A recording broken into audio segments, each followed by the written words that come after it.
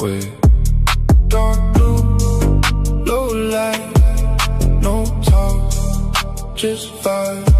Step in, whole night, all eyes, don't lie. Came in quiet, no scene made, no flash, just clean shade. Everything move when I say, no rush, let it play. Cold air, slow res, no stress, no tears, all smooth, no mess, just steps, wait, let it ride like that, slow, bring it right back.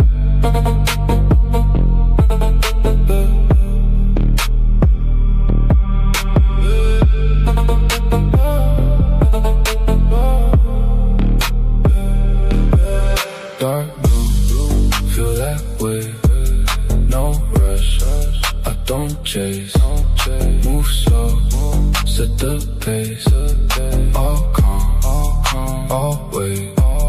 Dark blue, low light, no talk, just vibe, step in, whole night, all eyes, don't lie. All black, blue tint glass, no past, just pass, no sound, just bass, everything in place, no tone, don't flex, no need, just press, one move, that's set, no doubt, no guess. Feel it in your chest, no slow, everything connect now.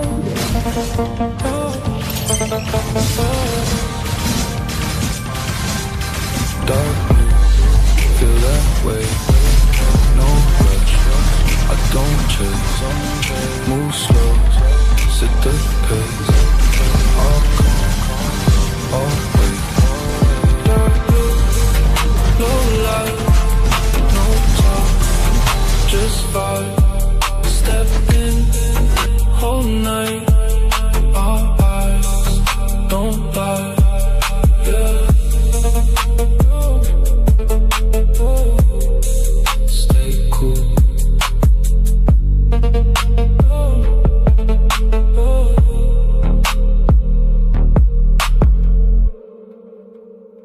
Stay cool.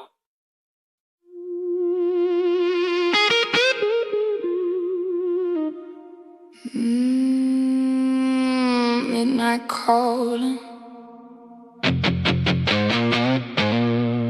You feel it too.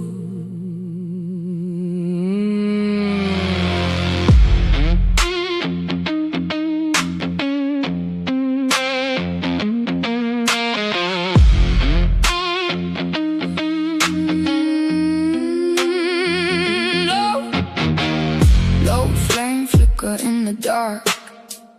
Cold wind whisper through my heart. Every step echo like a spark. Something tearing me apart. I hear your name in the night, but it don't sound right. Like a ghost in the light, pulling me in. Don't run, don't run. Don't hide too late. Feel it close, can't escape. Heartbeat racing, feel that break. It's inside. Wide awake. Don't run, don't fight, don't speak. Every breath getting weak. Too deep, too far, no sleep. It's inside, underneath. Slow walk, I don't chase, just follow. Same road, same pain, same hollow. Guitar cry with a tone so cold, like a story already told. Feel that weight in the air right now. Every move got a shadow now. Turn around, but there's no way out. It's locked in. Wait, it's right behind you. Don't run, don't hide too late. Feel it close, can't escape. Heartbeat racing, feel that break. It's inside. Wide awake. Don't run, don't fight, don't speak. Every breath getting weak. Too deep, too far, no sleep. It's inside, underneath. Stay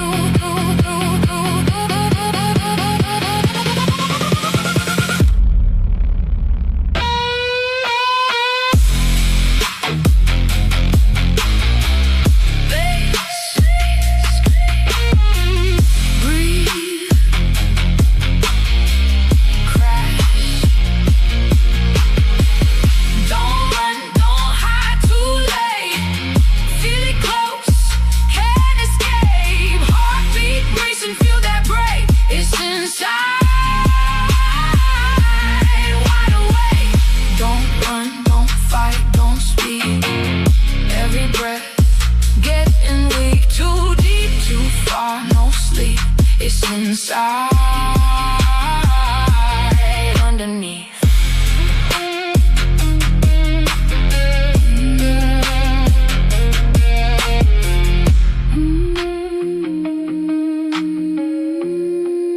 You were never alone.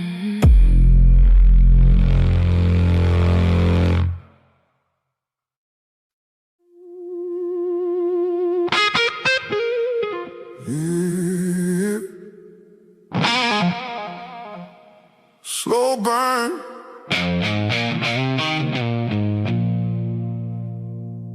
Midnight air.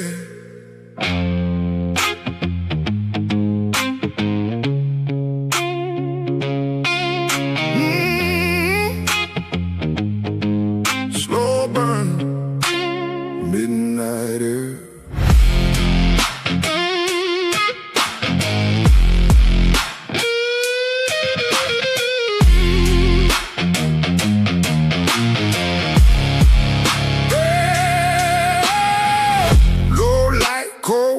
Through the street, every step's feel it drag on me.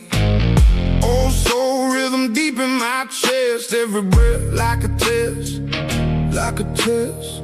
Guitar crying a minor key, something out there watching me. Feel it close, but I can't see, just shadows following me.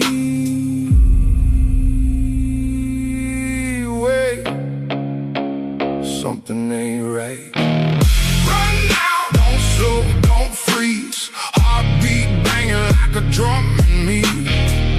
Too close, can't breathe, can't think. Dark outside and it's hunting me, yeah. Run now, don't stop, don't turn. Feel that pressure, feel that burn. Too late, no space, no peace. Everything closing in on me. Back to the groove, but I feel lost. Same road, but the light gon' solve. Strings cry, yeah, the tone get rough. Like the world just ain't enough. Dust rising the worn out boots. Truth hit harder than the proof. Something moving in the roots. Feel it crawling, feel it move. Oh, it's getting closer. Run now, don't slow, don't freeze. Heartbeat banging like a drum in me. Too close, can't breathe, can't think. Dark outside and it's hunting me, yeah. Run now, don't stop, don't turn. Feel that pressure, feel that burn. Too late, no space, no peace. Everything closing in on me.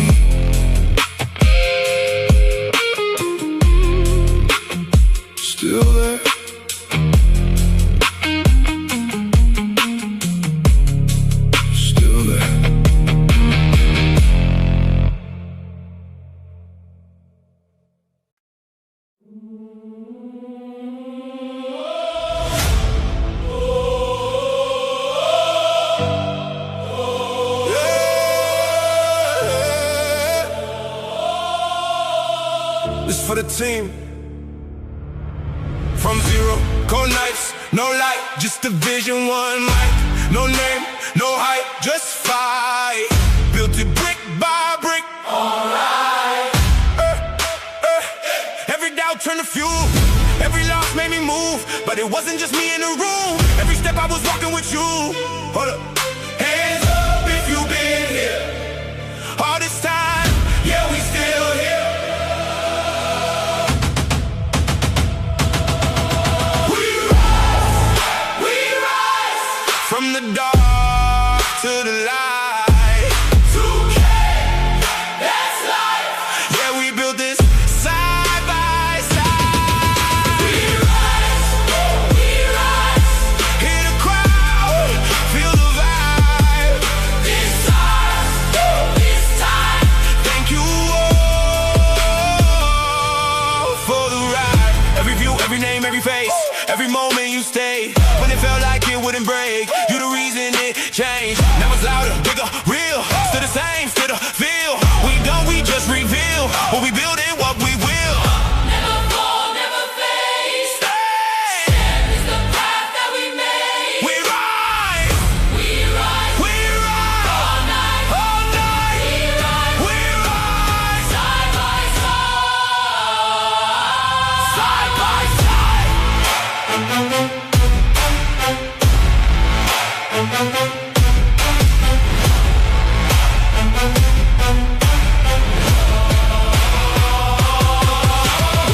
We rise, From the dark to the light. 2K, that's life. Yeah, we built this side by side. We rise, Hear the crowd, feel the vibe. it's ours, this time. Thank you all for the ride.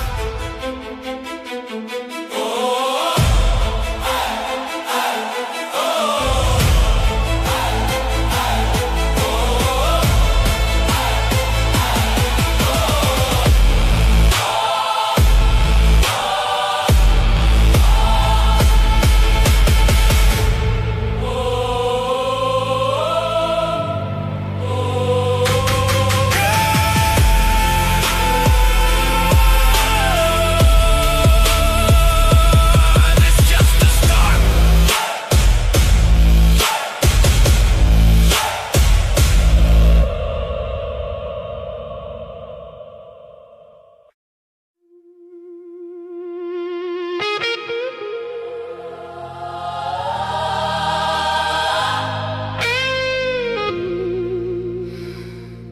You feel it changing, don't you?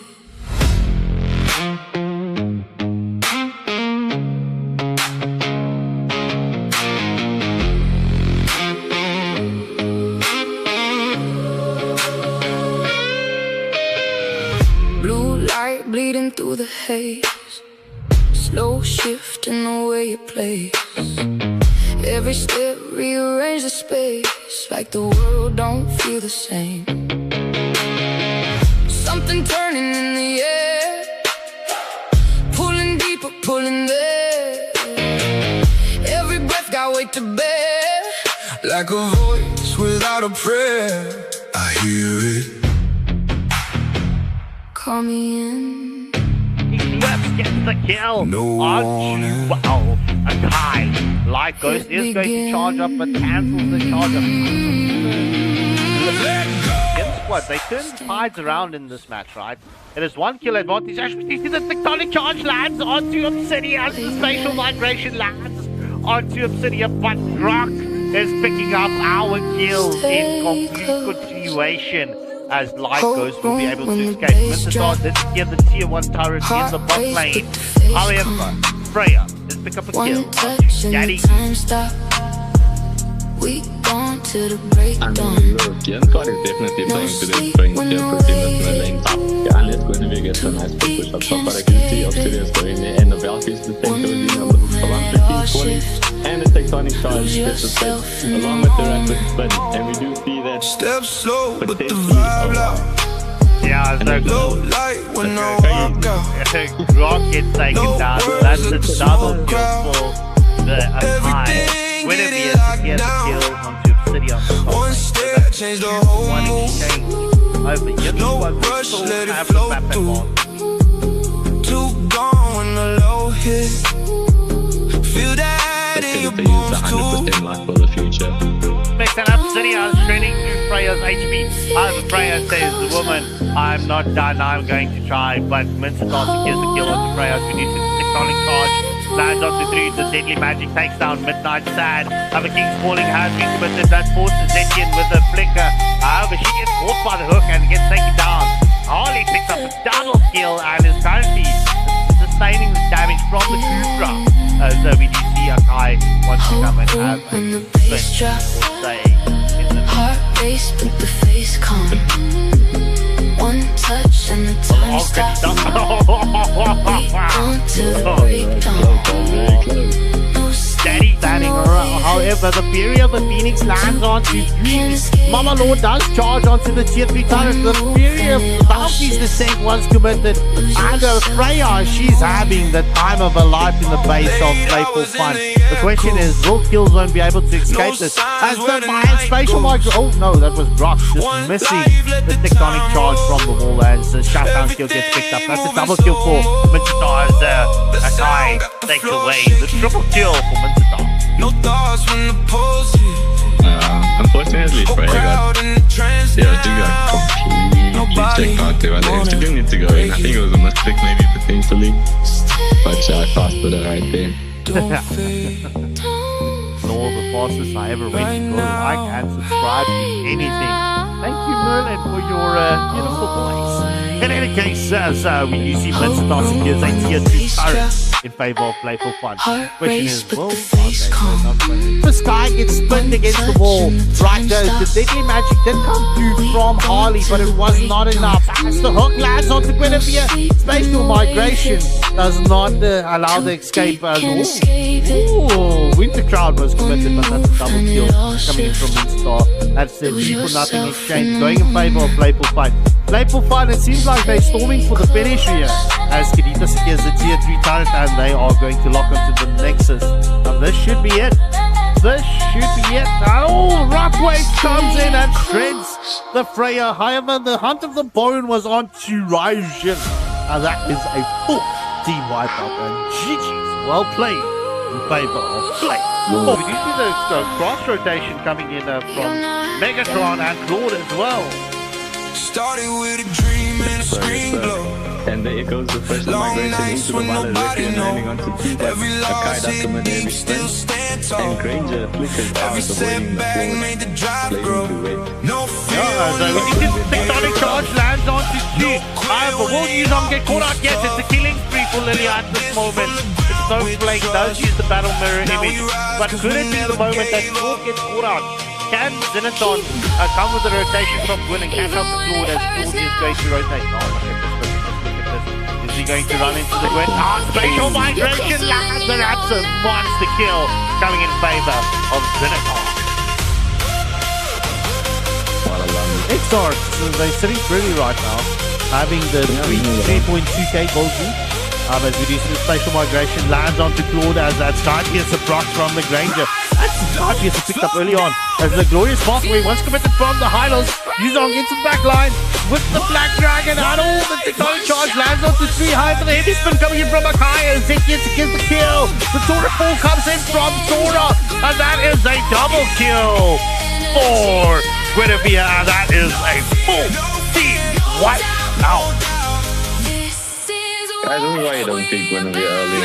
It's done with them. Yeah, that is a tier 2 turret secured in favor of Exxon. We will see the first. Yeah, there we go. First Holy Shield has been popped. Just before 5-minute mark.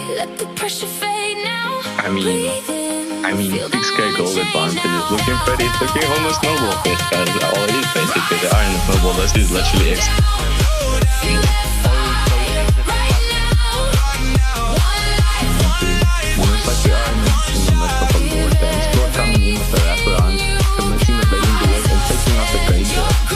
What a play, guys. Yeah, what a play coming in from Cornflakes. 10 Eden secures the second Lord of the match. As we see the glorious pathway has been with Sora's form coming in from Sora. As BMI has been quitted from Lord, not allowing Exarch with the escape, and that's a shutdown kill. Currently it's a 3-0 exchange. Wolfrock get caught out, gets back a double kill.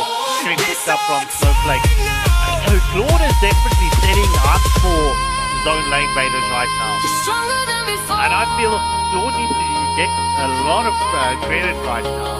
Because every time when he jumps onto the back line and he's focused, if Granger's out, it seems like a downfall or slippery slope for Exos when it comes to the team fight. As Mama Lord will charge onto the tier 3 turret, they can balance it out. Especially as will Exos be able to defend it. All 5 members will be up now in 2 seconds. Black Dragon form has been converted from the Yuzong. Heavy spin is on out of Exos side. He's got one front line, which is the drop. So Sora in theory should be the follower, which means he needs to protect the Granger. Zekian gets the kill on Guinevere. The BMI has been with the Sora with the Thorin form onto the back line. Gets a killing spree onto Zekian. However, Claude does secure the kill onto Sora. That's a 2-for-1 exchange. Glorious Pathway gets committed by the high-lows. However, the heavy spin is onto Killer Pluto. And that's Akai. Oh no, Akai secures the third Lord of the match. And well, Granger gets caught up by Snowflake. That's a 3-for-2 exchange. Going to favor of Soul Lane Modern. Honestly, they shouldn't have taken a team fight so early. I think they just needed to wait a little bit longer just to set up. But yeah, Guinevere getting caught out there was not good for them, especially because they needed her for the follow-up on the Sora. Like the world don't feel the same. Something turning in the air. Yeah, this could be GG. So we need Pulling deeper, pulling there. right now. Lone lane baiters, they should just focus on to the next. Like a voice Rock without a trying to land the prayer. wall to keep the Lord out. As a placing duets is onto the back line. Glorious Pathway was committed. Gronk secures the kill onto Claude. And oh my word, Exarch with a defensive. Thorin form gets committed. Zetian secures the kill onto Sora. And GG's well played. So, lane baiters. Don't fight. Just know. Feel that change. No name, no frame, no change.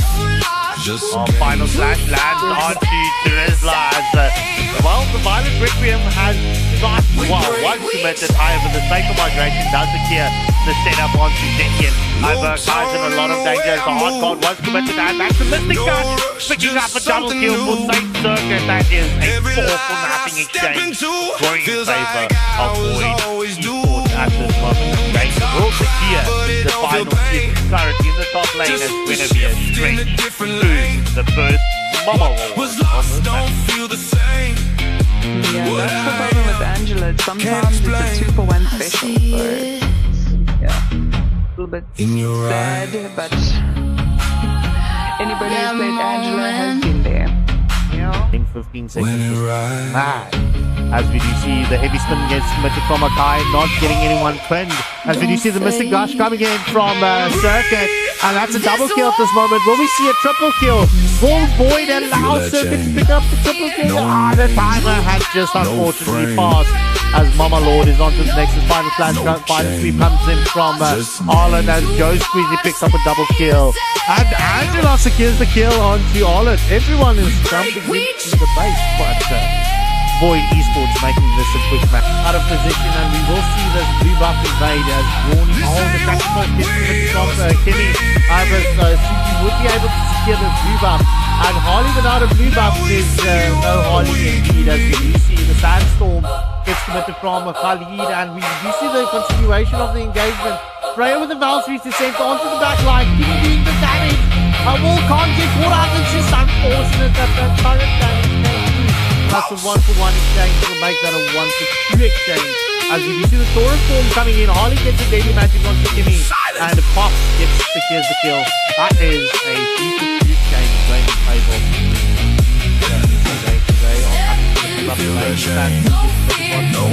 as Xanon Force has been from the Harris, same time. Tony getting shouted out. Getting shut out a lot, but Thor is doing a lovely job pushing the top lane. Agreed, yeah, just 14 things. But you see, previously it was for Hardy, so Vinland sounds are trying to say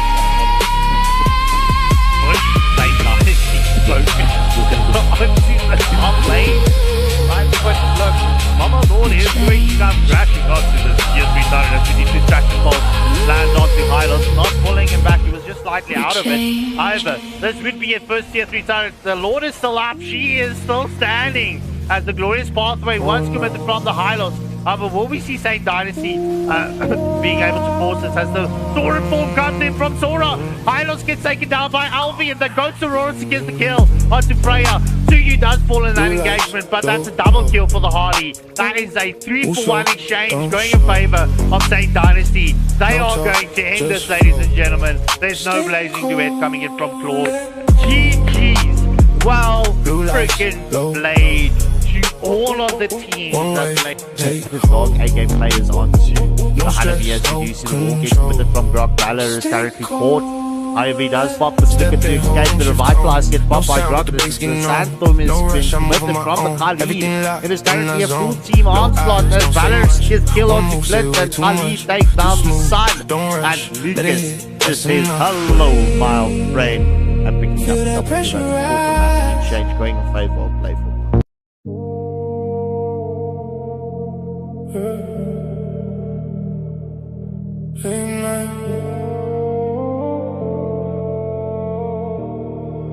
Late night, dark blue, feel that way. No rush, I don't chase. Move slow, set the pace. All calm, all way. Dark blue, low light, no talk, just vibe. Step in, whole night, all eyes, don't lie. Came in quiet, no scene made, no flashes, clean shade. Everything move when I say no rush. Yeah. Midnight.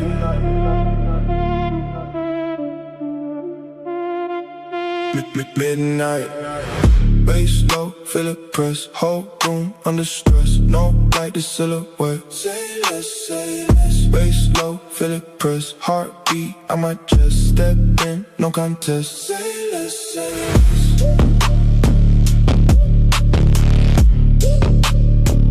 Say less, say less.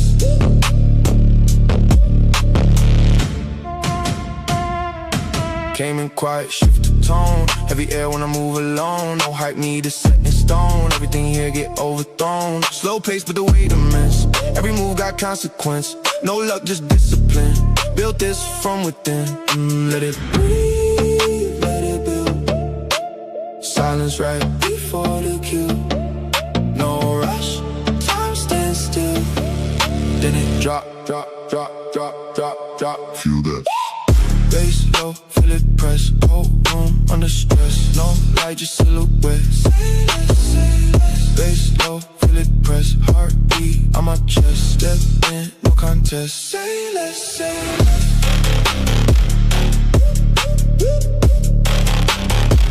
Say less, say less.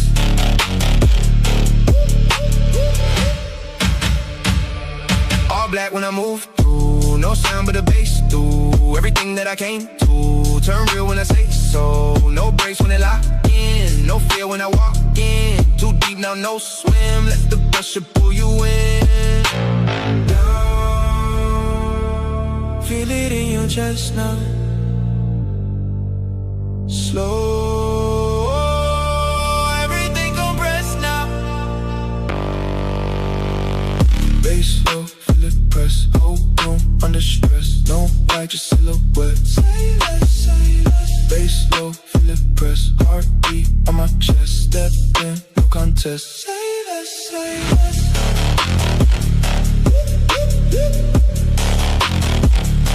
Stay there.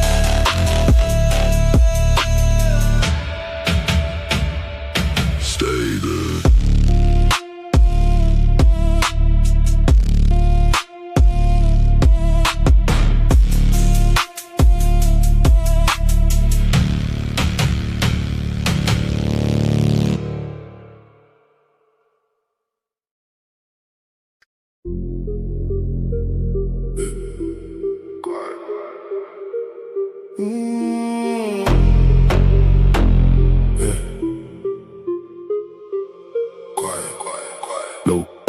feel that weight, hold room, shift that state. No talk, just that pace, move slow, dominate, low bass. Feel that press, heartbeat, no rest. Step in, no test, I don't miss, say less.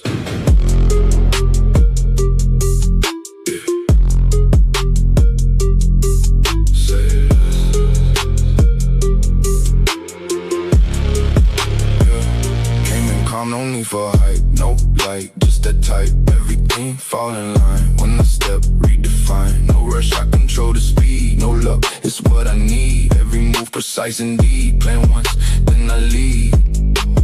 Oh, let it build inside. Wait, right before the rise.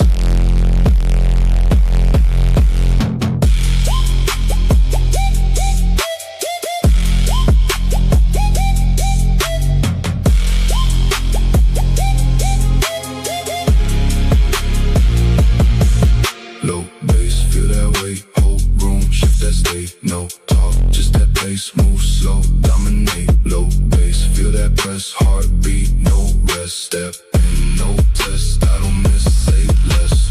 All black when I move through, no sound, but the bass do everything that I came to. Turn real when I say so, no breaks. Good evening, everyone, and welcome back to Waylander Gaming. Tonight is the first night of week 5. It's round number 5 in the seeding phase. First matchup in round 5, we've got Yin Squad up against Cornflakes. Yin Squad won the coin toss and opted for first pick. Currently, as the stats stand, teams taking second pick generally has a better win rate than the first pick teams. But nonetheless, it's tonight. It's just me and Way on the casting panel.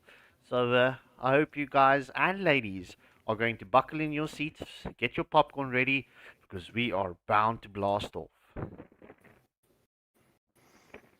Well, Yin, as we said, Yin was, I think, one of the first channels the first teams we featured on our channel. They were here at the very, very start, so it's nice to see them. Yin, Cornflakes. Let's see how this drafting phase goes.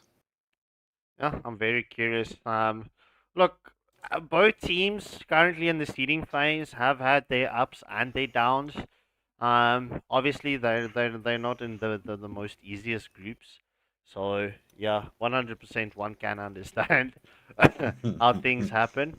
But look, I like both squads. Honestly, I do. It's for me, it's very difficult to say. Look, I pick this team over that team. Agreed. I mean, you're looking at, in terms of even a head-to-head lineup, it's going to be a tough one, this matchup. And as you said, they're in a tough group any which way. And we're down to the final few rounds of the seeding phase, right? And so then we're going to be getting into the main, like the meat of the competition very soon. So this is it for a lot of teams. This is like do or die. It's the moment where the final points will soon be tallied up, and we'll be heading into that big stage. Yeah, 100%. Started looking at overlays and drafts, etc. How we're going to promote the top 32 teams. So I've been saying this for a very long time now, bro. I'm super excited. I'm itching to get this out there. Honestly, I am. Yeah, I mean, the top 32 is, we're looking at from the sub-Saharan region, the literal best 32 teams across this, most of the continent, to be fair. Right? And our server is one of the strongest servers in our continent. It's only, North Africa, but they're part of MENA, so, we don't really count them as part of Africa. Like, our server would be, in my opinion, the strongest in Africa. Well, yeah. Look, there is arguments to be made. But yeah, look, it's either way, whichever, however, whatever way. Now, looking at the bans coming through from both teams, Hilda, Suyu, Marcel, Hardy, can you tell me that you're surprised, Scarpy? Nope. This is staple bands, bro. not really much of a surprise. Look, some of these heroes could be respect bans, but yeah, look, teams definitely going for the meta bans and going for the staple bans. The next ban I would like to see, obviously, and I believe it's a no-brainer, definitely would be a glue. Mm-hmm. Glue is very, very strong at this moment in time. But you know, Valentina, right? I wouldn't. It is actually part of what I'd say is the meta right now. Maybe just creeping in to like I wouldn't say S tier, maybe A tier, maybe an A tier mage. Because I mean, you do have better mages out there, but when you see a Valentina ban, it means potential Sora for the first pick. So Cornflakes, I'm sure, would realize that, but at the same time, yeah, there we go. There's a ban coming through. But at the same time, no, you know, you do expect like them to pick up some heroes that have those stealable ultimates. Yeah, 100%. I mean, look, with the current metas, in the lineups, I mean, there's a lot of juicy ults to get picked up. So, 100%, I get your point, and I need to say, I kind of say second that. Ooh, Rock being the first pick. And Mahava, as we know, Welcome is to my one of the castle, better Grok my players in our server. friend. And it's interesting that both teams left out so many good mages. Because with the Grok, right, you have the following combos in the mid lane. You have Eve, you have Zushin, and you have Zetian that all work well with the Grok. Kimi and Kimi as well. That's a choice of 4. Oh, valid point. I'm looking at SpongeBob's current selection here. Oh, you know, both of the heroes that he was flashing, the Yuzong and the Phoveus is good picks, but I would honestly go for the Yuzong. If they're going for the Yuzong, right? Personally, I'd have actually went rushed. Let them play the hero. That Yuzong. I will be the They should've truth just- this world desperately needs. Now Akai enters the scene. Because you've got the Yuzong's Black Dragon form. And, okay, he's going to go in, hit the Petrify combo on as many people as he can. He's going to try to proc that passive, but it takes a couple of seconds to get the passive procced.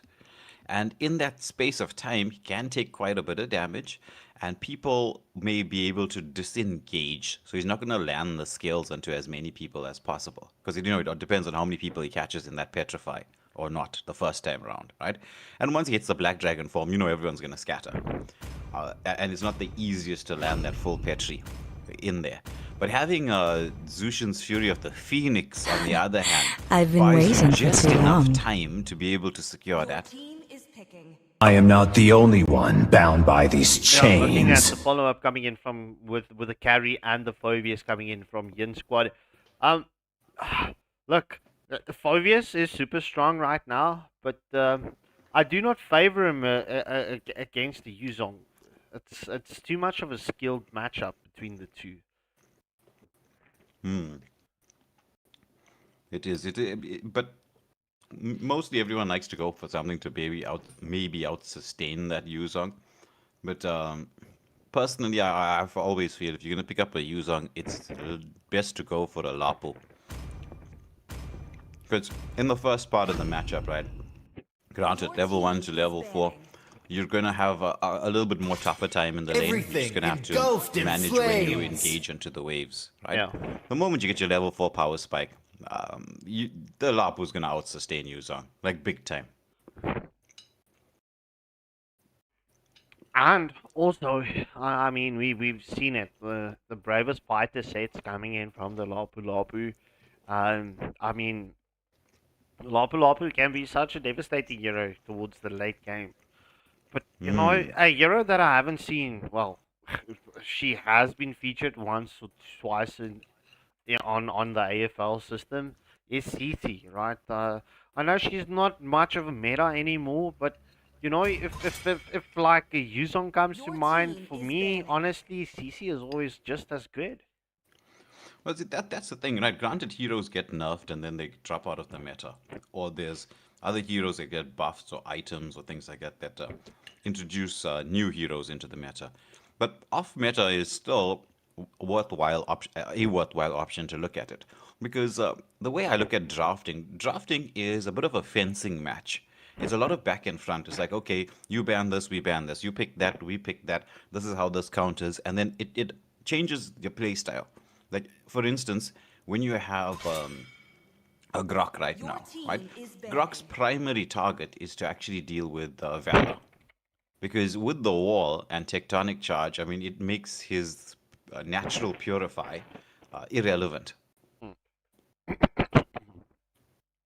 Yes, but you see, the thing is with the Grok, you're not going to be able to storm onto the Valor face. What's the right word here? Into his face immediately. Immediately, Yeah, yes. but you see, that's not Grok's job. Grok's not the initiator. That's why you have a Phoveus. Phoveus's job is to initiate, to disrupt what's going on. And so once he disrupts and the front line engages on him, then Grok is a counter initiator in that particular moment. So like drafts have that. It's not just a fencing match. It's a fencing match with a prediction as to what you're supposed to do. It actually tells you what you're going to be. Who's has what job? Who's your initiator? Who's your counter initiator? What do you have to worry about? What's the trigger? So like the trigger for Yin right now is can they bait out Akai? Akai is sort of a flex pick at this moment in time. Most probably going to be staying onto the roam position. But it's a bit of a flex pick. And with an Akai, you're going to need a hero that has the ability to sort of dodge that heavy spin to a certain degree. And Lance, even though he's not been really meta, might be an option here.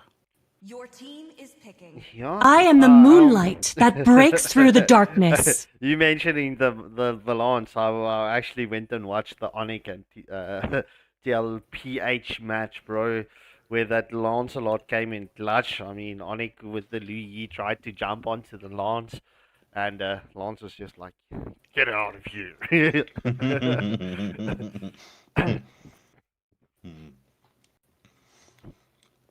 I mean, that's the thing.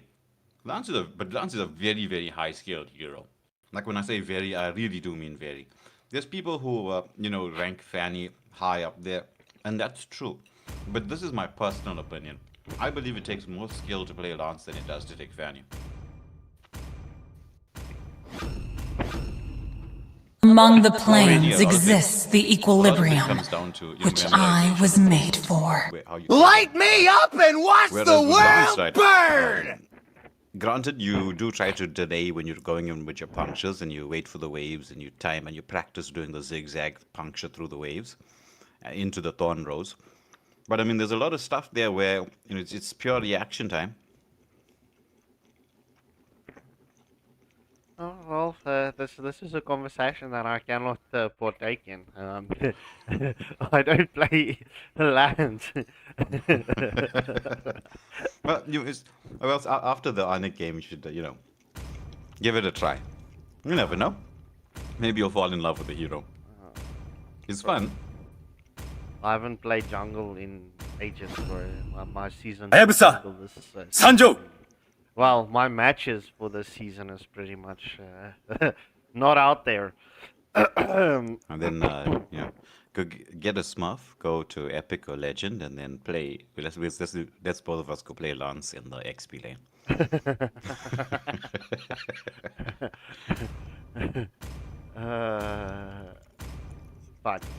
Funny, Mr. Funny. Chat, Way has got the jokes tonight. And it's not like a dad jokes, it's he's got jokes. He's been putting me in a situation of asking me to do certain things on stream. Alright, so what do you make about this Hayabusa pick? It's been a very long time since we've seen Hayabusa. He kind of dropped off a cliff, actually. It's not like he just dropped off the meta. It's like Moontown took him and just pushed him off the cliff and said, "Bye, Haya." Ironically, if we need to look week on week, I've actually seen a lot of Hayabusas in the AFL tournament. That's the Hayabusa is situational. He's not a prior pick like he used to be. He's 100% situational. And ladies and gentlemen, with that being said, we are jumping into the first match between Yin Squad up against Cornflakes. As you can hear, Way is eating, so you will definitely should get hungry if you haven't eaten yet. Yeah, I just it's a little bit of leftovers from yesterday. But it is supper time now. So I made spaghetti ones and cheese with gruck with a nice bit of stun there onto Saint. I trying to get a little bit of return poke, but I mean Eve is not the easiest hero in the world to return poke. A lovely wall coming through there as Eve with the follow-up now. Xbox trying to land that overheat passive, goes into scout out. Well, I think that movement was a little bit wasted there. Needed the team to supply that extra degree of vision. Leroy, though, is a little bit behind in terms of levels when it comes to him and Mahaba on the graph. Yeah, well, he should be level 2 shortly. But yeah, look, Quantum Play says, and he's trying to bait you out, bro. He says, ain't no way Arsenal's going to win the UCL. I actually agree with him. It's okay. Look, I'm gonna sound a bit like a hater, right? But it's just my opinion. Oh, nice quad shadows here coming out onto the carry.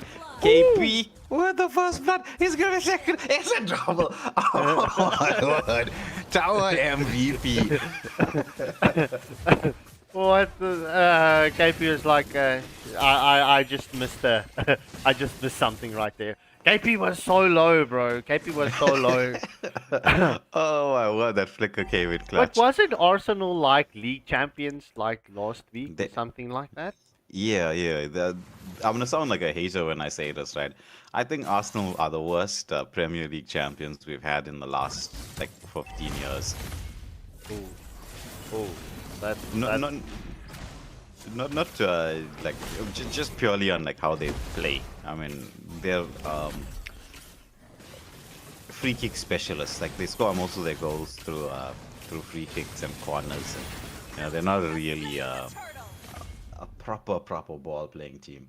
Well, hey, bro. I mean, if it's something that is that you've got in your arsenal to use. I mean, if you win with it, I mean, it's fair game, I suppose.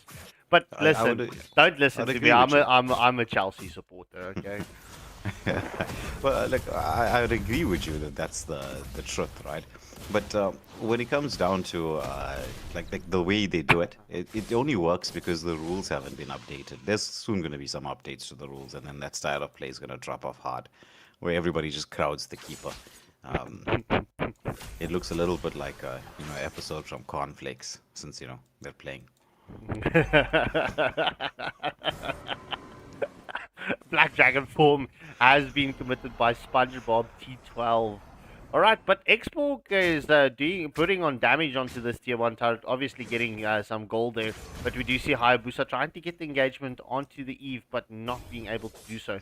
Mohaba is there. Kai? Wait, I want to see something. Okay, no, he's got his own boots. Yeah, it's a bit crazy, right, when you're looking at the timing, because I know you're seeing the same thing I'm seeing. It's like, oh, but look at this. There's the engagement onto KP. Now the quad shadows does come out. KP wants to try to disengage from this here. The Gok throws the wall, but there's Phobius. Infernal pursuit into the backline, but nice second skill coming out. However, Ethereal Empire on the Eve says you're within range. Last Insanity has been committed. I'd say a little bit early there from Killzone. Yeah, slightly. Well, no, not slightly. It was most definitely a little bit early. But that RWM coming in from the Eve was what a clutch play on catching the Hayabusa. He thought he was out of harm's way, but Killzone going for that jungle invade onto the blue buff.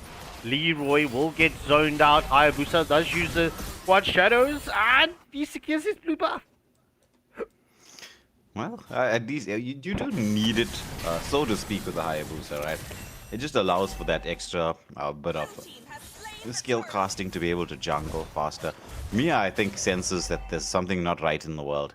And it's just staying there underneath in between the two turrets. Like, I sense something is wrong. Engagement here onto the Phobius. Oh, that infernal pursuit comes down. This is Super Mario all over again. He picks up a double. Is he going to go for the triple? Okay, Leroy, try to run away from this. Oh, safety of the turret. Otherwise, this is a triple. This is the power of Phobius. Yeah, 100%. I mean, and with the buff that he received in the previous update, I mean, you can see what the Phobius brings to the table. But Quantum plays, right? Seeing that you are digging me there in the chat, right? Let me ask you this. What rugby team do you support? You and I support the same team, right? So 100%, yeah. If they say the wrong thing, then you're gonna be called out on live. I will mute them for the rest of the chat. I'm joking. I won't really do that. You'll just get the opposite of glazed. You won't get glazed. You will get told. Yeah.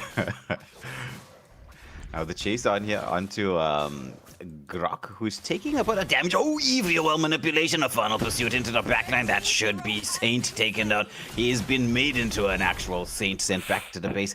Now Mia could be caught out in the midst of no man's land, goes in for the moonlit walls. How are they going to see the tower dive? Oof, the invisibility just keeping that Mia safe. She was like, run, Forrest, run to that little patch of grass. Yeah, 100%. And it's at the 6.5 minute mark, right? It's 6 kills advantage in favor of Yin Squad. Cornflakes not having a good time at this moment.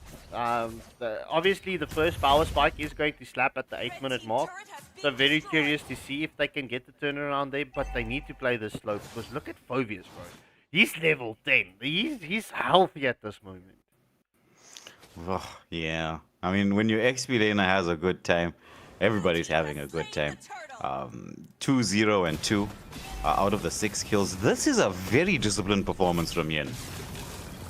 Yeah, 100%. This is honestly, I have to say, this is like the first match that I see that they don't have a lot of pressure onto them. So you can see that if they don't have pressure, they pretty much thrive, bro. They're looking comfortable tonight. Yeah, I haven't really... Oh, that infernal pursuit killing spree, and there's going to be the vengeance be pop as the heavy spin is trying to get that shutdown kill, which it does. Black Dragon form comes out. The last insanity, though, is just the last rights for a lot of the players. Yuzong now trying to cover up there, but all the overheat passive with carry with the light wheels popping that damage. Flickers in there, takes down. Okay, I thought that was going to be a double, but Ethereal Empire just, secured our kill. Yeah, 100%. And Yin Squad secures a tier 2 turret. Right, this is about a minute away from the first Lord of this match. So at this moment, Yin Squad, it seems like they would be able to secure another tier 2 turret. I'm looking at their plays right now, and Quantum plays are just ignoring us right now. He's saying different things, you know. Yeah. Well, to be fair, Mia does take way too long to come online. Though I think with the end of the seeding phase would probably be the end of Mia. You think so? The AFL. Yeah. You think so? Unless Saints does what they were doing the last time around. In case they thought we were going to let them live it down. No, not anytime soon, bro. Not anytime soon. Shout out, Con, if you do watch this stream, bro. There you go. Official. That's love coming in from Waylander Gaming. Any case, we do see the wall coming in as the heavy spin has been committed defensively as the Valor gets that stun onto kill zone. But this is proper zoning coming in from Yin Squad just before the first Lord of this match. Yeah, and it's as you said, proper zoning along with proper baiting. So they baited out the heavy spin, and without that heavy spin, then it was difficult to contest for the Lord. Now it was like impossible. Quantum plays, right? That's not a rugby team, bro. That's not a rugby team. But all right, GG's. Liverpool. Yeah, Liverpool. Yeah. That's like the opposite of United, which was whom I support. So different folks with different strokes, eh? Yeah. Liverpool. They're in a big rebuild coming through.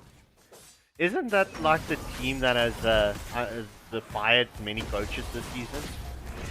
No.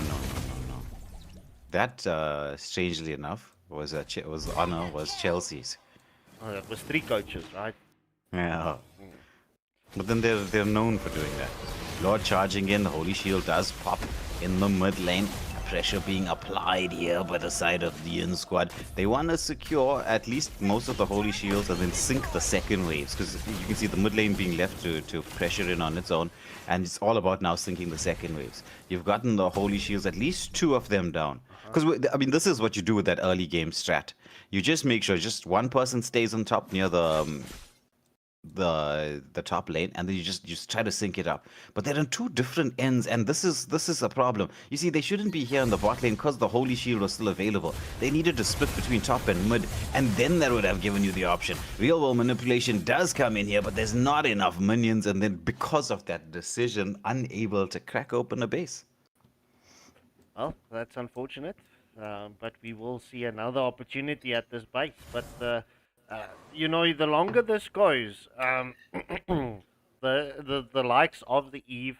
But then, you know, I'm not going to count out Yin Squad, but I feel the longer this match goes, Cornflakes can turn this match around. They just need one good set. Yeah, it's just well, their draft is so late game, and they didn't have the best of starts. That right now I'd estimate that there'd only be a game-changing moment around 18 minutes. So they need to survive literally 6.5 minutes, which in Mobile Legends is an absolute lifetime. That's at least 2 more lords. Yeah, yeah, it is going to be 2 more lords. But in any case, we do see the engagement onto a Kai. Yuchi does take damage, but he sustains through everything. Why would you take the small creep? Leave the small creep. Leave it. Shadow kill onto Xbox, but I mean, that just took down his frog armor. Yeah, well, he will be able to get that back up. He's got his red buff and Ricky to secure that. But also, bro, did you see the new patch that's going to come in for the junglers? You just need to go for your small creep like the Riki, and you're already level 2, and that would put you in a good position if your enemy jungler focuses on his like red or blue buff first. That's crazy. You know what that means? We're gonna be living in Jungle Invade City. Yes, sir. And that means pressure pounding time. Let's not spark another conversation. Oh, no. But you know what I also suspect is going to go along with that? Is the counter jungle strategies are going to both change and become a lot more aggressive. Because let's think about it, right? If you've got a high mobility jungler, and instead of taking your Ricky, you take the enemy's one.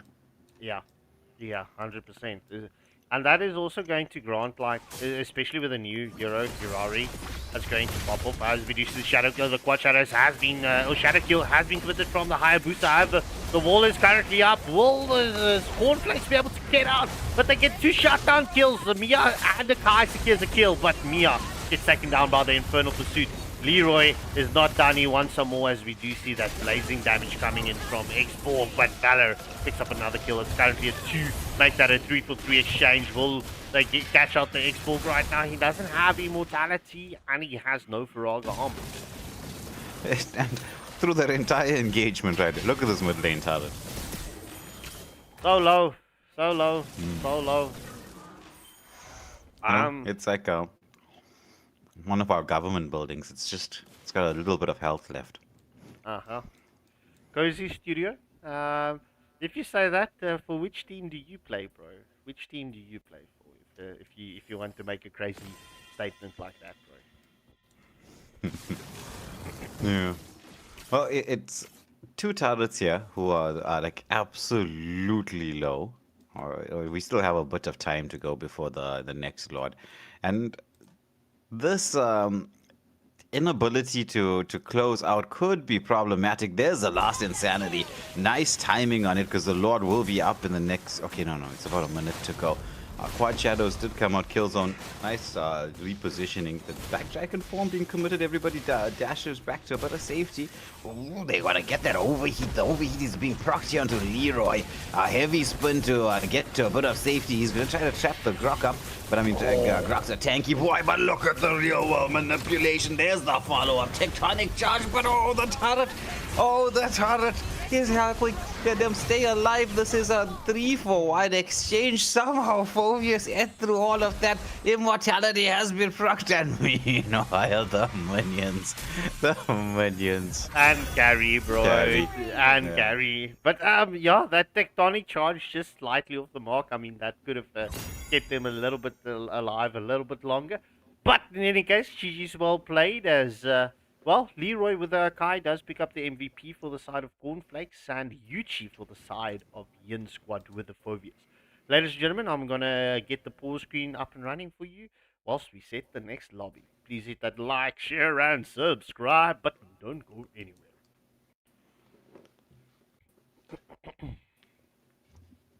Play cold air, slow res, no stress, no tears, all smooth, no mess, just steps, wait, let it ride like that, slow, bring it right back.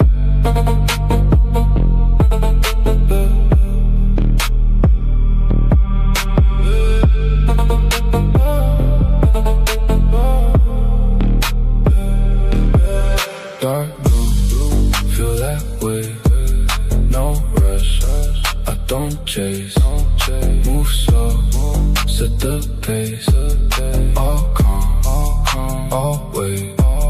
Dark blue, low light, no talk, just vibe, step in, whole night, all eyes, don't lie. All black, blue tint glass, no past, no sound, just bass, everything in place, no tone, don't flex, no need, just press, one move, that's set, no doubt, no guess. Feel it in your chest, no slow, everything connect now.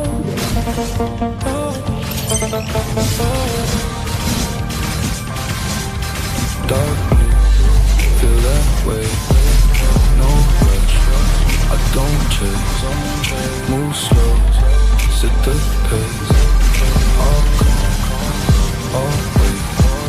Dark blue, no light, no talk, just vibe, step in, whole night, all eyes, don't lie, yeah. Stay cool.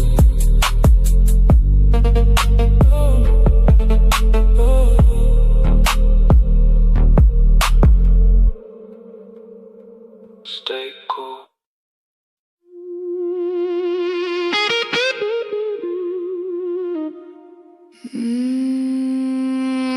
Midnight calling.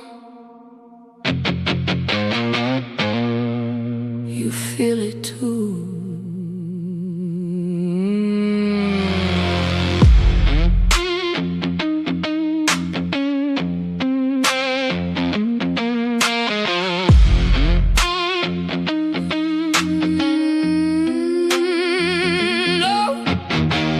Low flame flicker in the dark. Cold wind whisper through my heart. Every step echo like a spark. Something tearing me apart. I hear your name in the night, but it don't sound right. Like a ghost in the light, pulling me in. Don't run, don't run. Don't hide too late. Feel it close, can't escape. Heartbeat racing, feel that break. It's inside. Wide awake. Don't run, don't fight, don't speak. Every breath getting weak. Too deep, too far, no sleep. It's inside, underneath. Slow walk, I don't chase, just follow. Same road, same pain, same hollow. Guitar cry with a tone so cold, like a story already told. Feel that weight in the air right now. Every move got a shadow now. Turn around, but there's no way out. It's locked in. Wait, it's right behind you. Don't run, don't hide, too late. Feel it close, can't escape. Heartbeat racing, feel that break. It's inside. Wide awake. Don't run, don't fight, don't speak. Every breath getting weak. Too deep, too far, no sleep. It's inside. Underneath. Stay.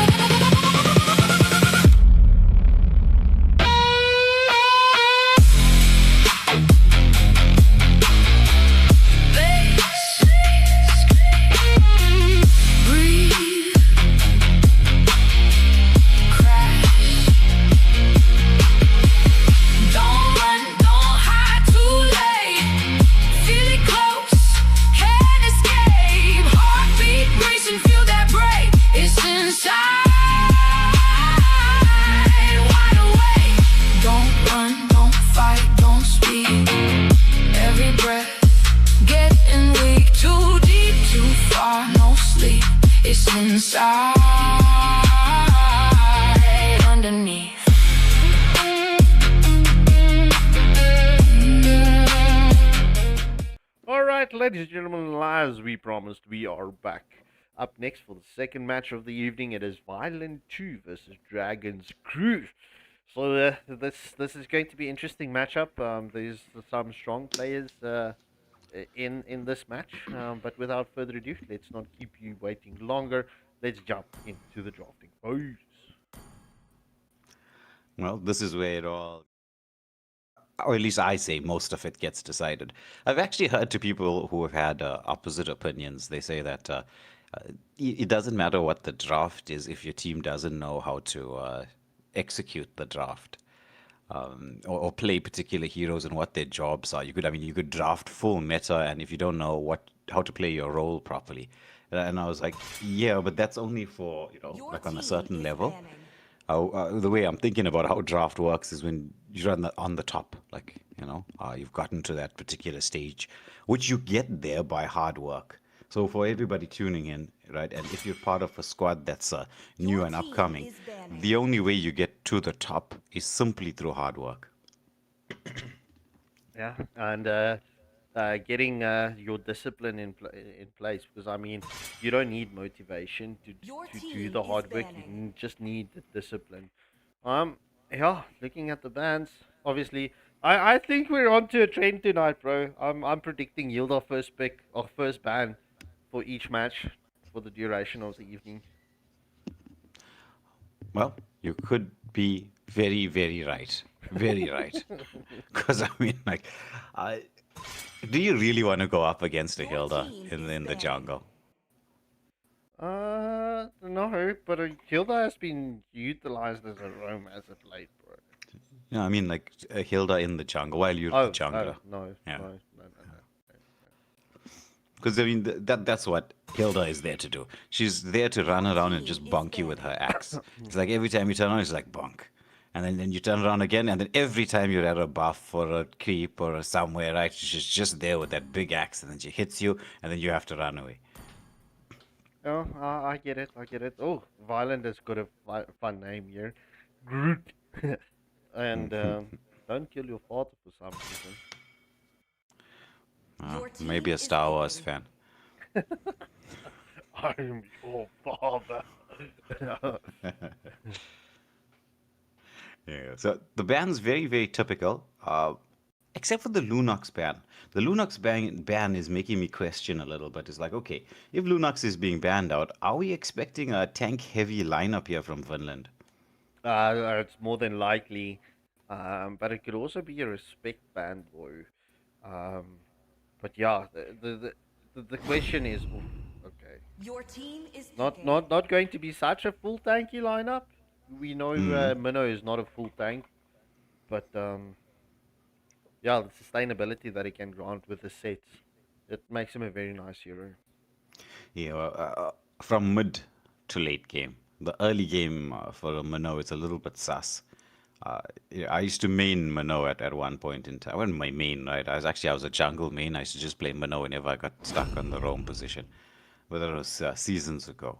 I was like, when I used to play, I was the Only SA love number and one, night Minnow. are everlasting. I'll say to you, 100%, he has dropped. Sand off rises from when what I he give the used to be, word. simply because the meta shifted so much. I mean, you're looking at Shannon picking up the Khalid. Khalid has, and we were saying this last night, and you know, it's not like there was any updates to make this untrue. It's still as true today as it was yesterday. What part of Khalid's kit is missing? He's got mobility, he's got sustain, he's got poke damage, he's got backline dive potential. He's got the full kit for Aroma. Yeah, he does 100%. I feel the only thing that's to his downfall, it's probably because I haven't mastered it yet. It's his combo. I don't like the fact that he The also southern seas are my domain. I agree with you. You should be able to. Light But if they will do fall that, right, prey they go from the to realms of shadow. being broken to being perma-banned. well, I'm surprised. Thorns remain, should petals fall. True, very, very, very true. Right, because he's so strong that it's so difficult to leave him open. And you know, we were just talking about Lance, and then it looks like Memphis was listening to us. Memphis also part of some of the original players we used to feature on the channel when we first started off. So nice to see him back again and picking up the Lance in the jungle.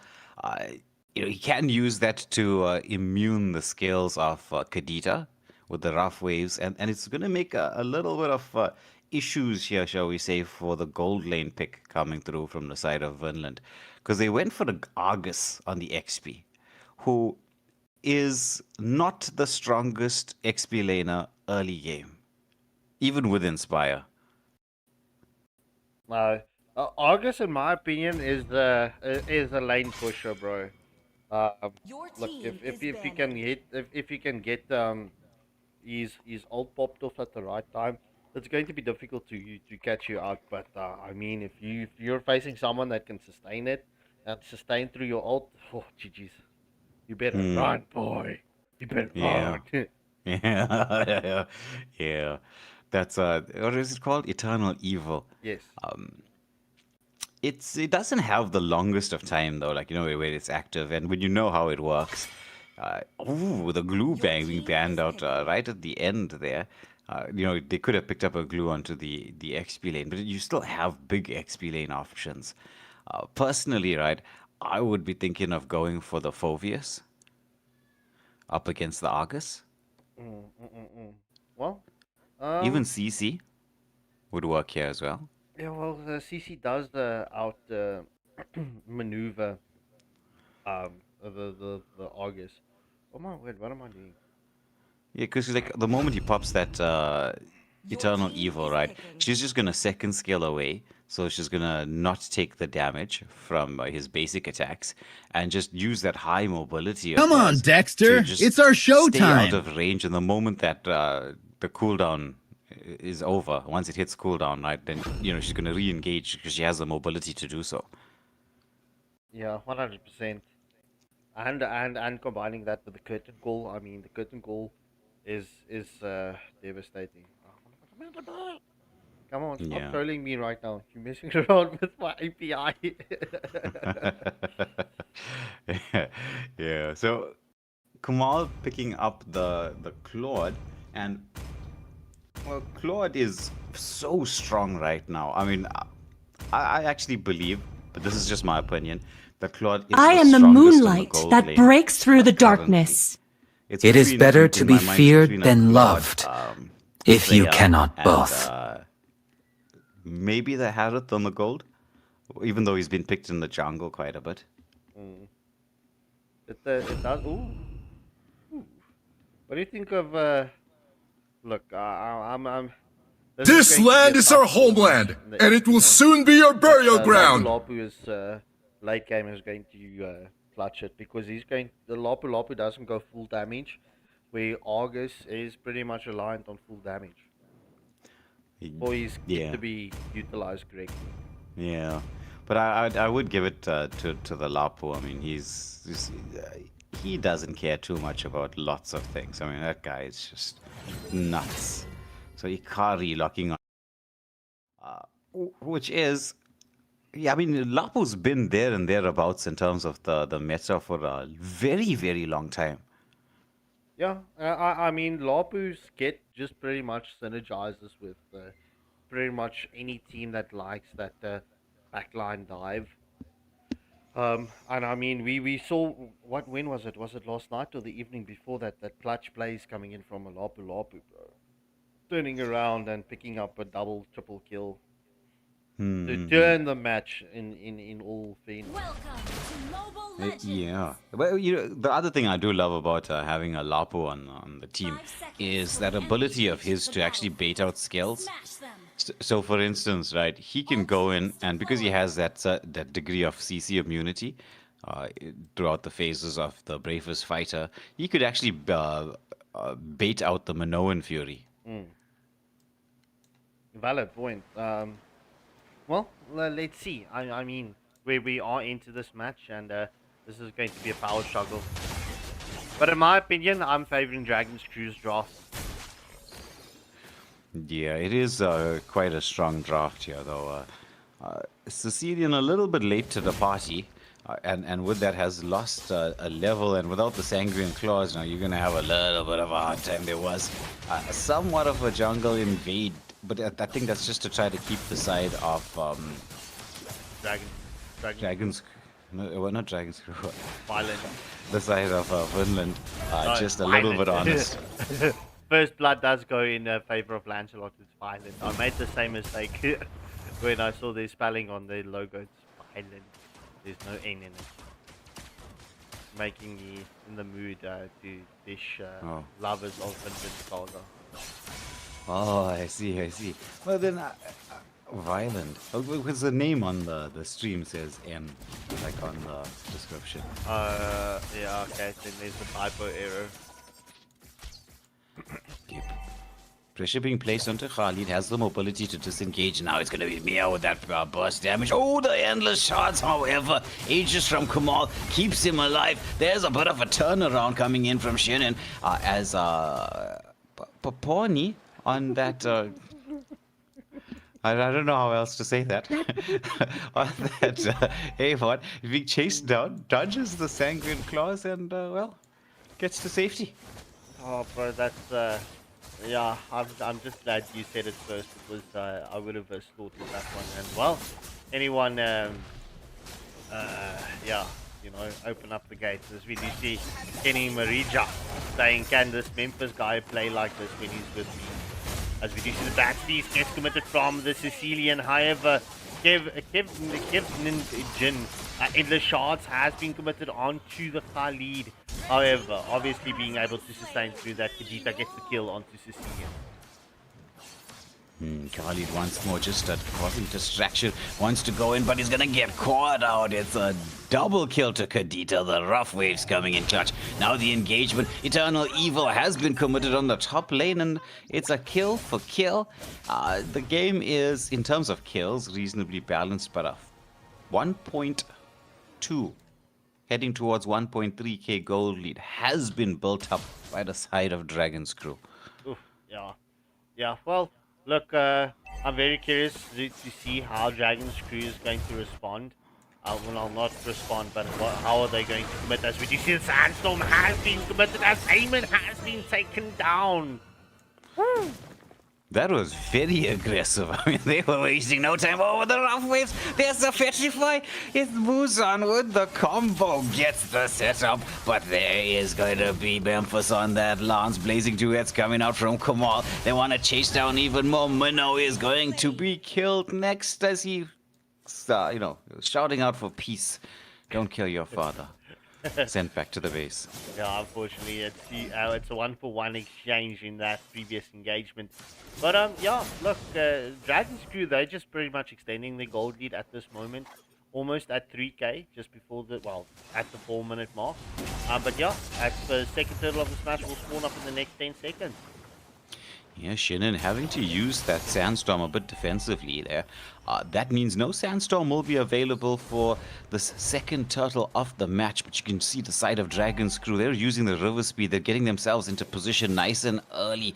Lapo, Ikari, in the front line, but Memphis saying, look, I've got them fast fingers. He goes in on the Phantom. Executing their Lapo. The bravest fighter to the back line. There's a double kill going the way of the Lapo. The fight's still on here as Kevin and Jen. It's going to be a triple kill going the way of Lapo. Is he going to be able to get the Maniac? Does he go in? A1 concealed. Up there is passive fracking. Yeah, unfortunately that would be no Maniac for the Lapu. But bro, this I care is so devastating on this Lapu early on. But you see the Sandstorm has been committed. Don't kill your father. Minnow is just currently trying to land into safety, but a Dragon's Crew, they're trying to keep Vinland here hostage. Will they be able to do so? Well, Minnow has the Minoan Fury, but the Blazing Duets dive underneath the turret. The chase is on. They're going in for another. Puncture comes through. It's a double kill, but there's the knock-up and the Petrify combination as it's going to be punishment for the zookeeping. You know, the animals, they got out of the zoo and picked off 3.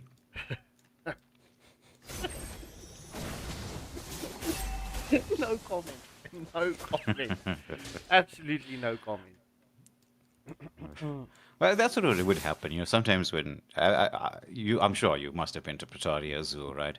Yeah, and to the Joburg one. Yeah. The first time I saw a tiger in my lifetime was there at the Pretoria Zoo. And I'm sitting there and I'm thinking to myself, thank God there's bars in between the tiger and myself. If this ever gets out, we're all dead. There is no way you're surviving that. No, bro. No. There's no ways, bro. There's honestly no ways. Well, I suppose that's why I prefer Aquarians over zoos, bro. Less smelling and more interactive to look at. But wait. That's a lag out. Yeah, that was a lag out. Let me go swear the refs. Yeah. Okay, while you're doing that, or rather, I think we should rechristen. It's not a lag out anymore. It's the moonwalk. Because every time somebody lags out, you just see them do the moonwalk. They drift across the screen. And Kenny, well, you should be asking Memphis why he doesn't play like that when he's with you. Maybe he needs that bit of extra motivation. Because I've noticed this with some players. And for those of you who are active in competitive scenes, not just Mobile Legends, but there are other games, sports as well, apart from esports, you'll notice that there are some players who, when the pressure is on, like when you're in the tournament setup, you're on live stream, the spotlight's on you, they just shine. I mean, you'll see them in practice, and they'll be doing okay. You know, they'll make their plays. You'll say, oh, it's a solid player, it's a good player. But when the pressure is on, they just seem to step up. Those are special kinds of players that exist in this world. Are you maybe the people tuning in here? Are you one of them? I don't know, because I've always wondered if that is something that you're just born with, or is it something that can be trained? Well, bro, it's yeah. Look, it could go either way.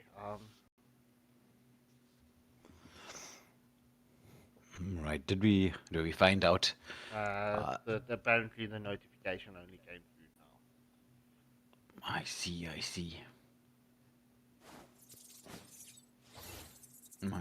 But well, this is why we have, and for the teams that are competing, this is why we give you your own voice chat here on the Waylander Gaming Discord server. So if you're not on the Discord server, you should come and join us. It gets quite entertaining every evening.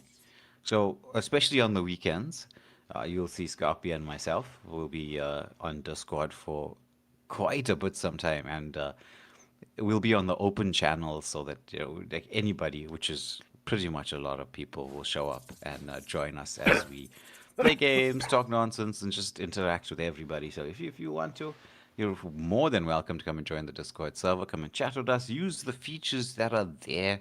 And like we said, we created specific voice channels just for you, just for your team. You can use it for your training sessions. You've got one dedicated channel just for you. You for me for free. Yeah. All right. I think Memphis is back. Is he back? Or did our timer count? No. I think he should be back.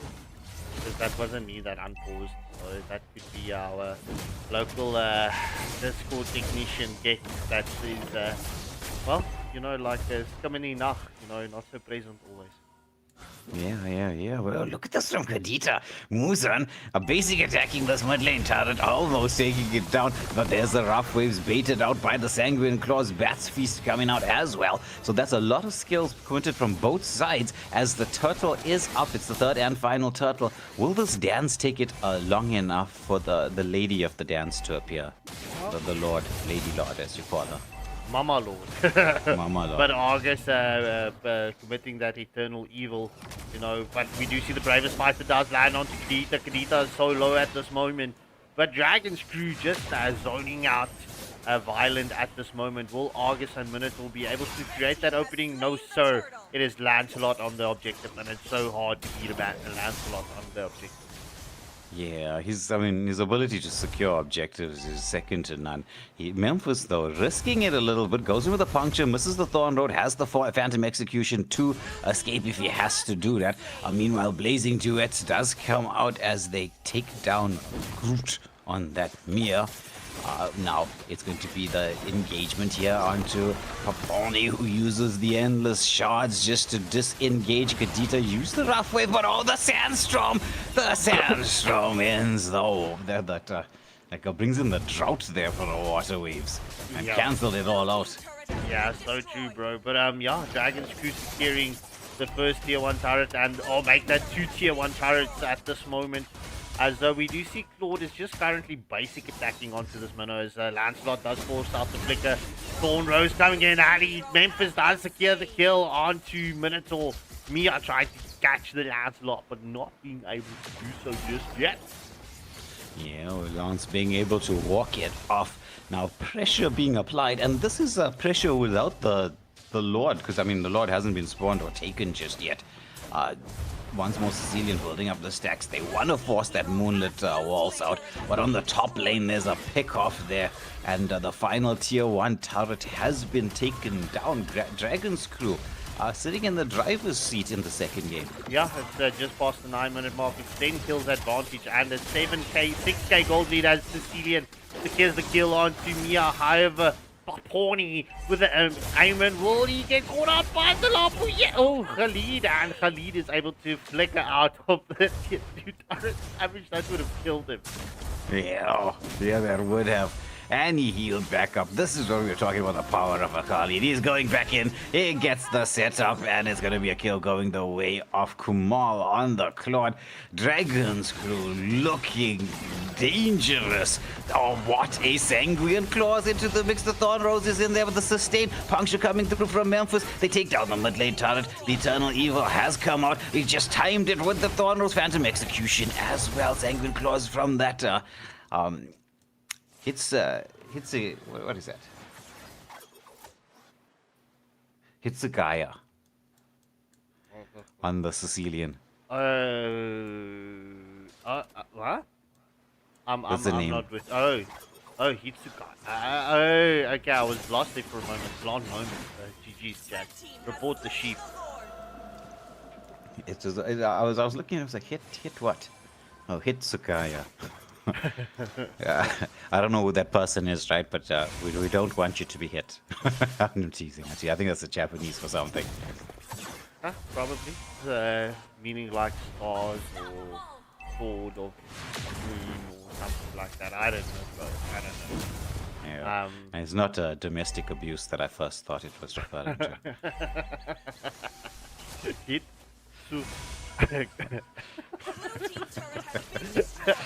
I'm not going to continue that. Oh, but Khalid gets the kill onto Groot. The endless shards does take down Kumal.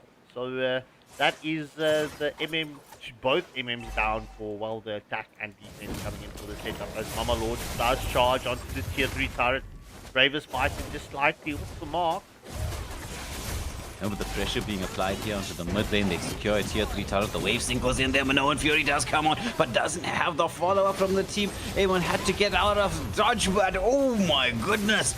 Kali tried to, getting a double kill in there. Argus tried to defend, but I mean, the damage output was so fast. The Flicker Sandstorm is there chasing down the Mia. The lock is onto the base. There's only Amon left alive to defend, but the end, the shards, not enough to do so. Dragon's good. Quite a strong performance from them. What a performance, yeah. Well, semi quite expected. But yeah, MVP definitely well deserved, going to the Khalid, Chenin, Star, O. In any case, ladies and gentlemen, we're going to get the pause screen up and running for you whilst we set the next lobby.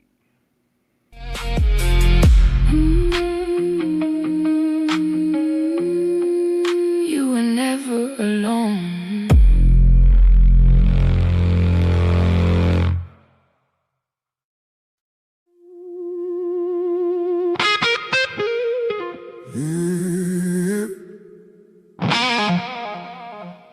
Slow burn.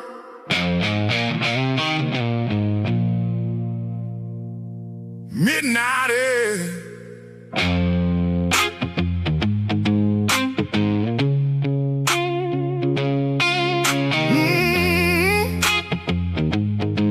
Slow burn. Midnight air.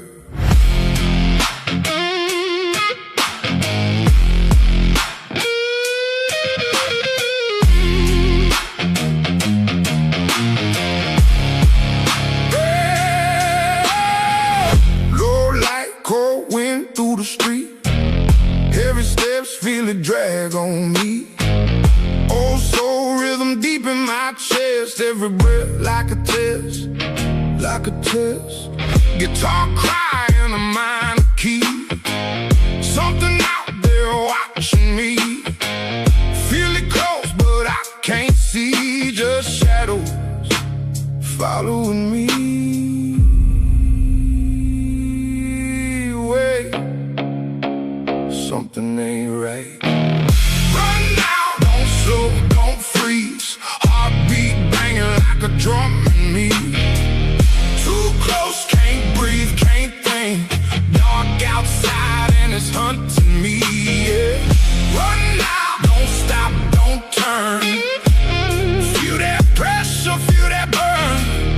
Too late, no space, no peace. Everything closing in on me. Back to the groove, but it feel off. Same road, but the light gon' solve. Strings cry, yeah, the tone get rough. Like the world just ain't enough. Dust rising the worn out boots. Truth hit harder than the proof. Something moving in the roots. Feel it crawling, feel it move. Oh, it's getting closer. Run now, don't slow, don't freeze. Heartbeat banging like a drum in me. Too close, can't breathe, can't think. Dark outside and it's hunting me, yeah. Run now, don't stop, don't turn. Feel that pressure, feel that burn. Too late, no space, no peace. Everything closing in on me.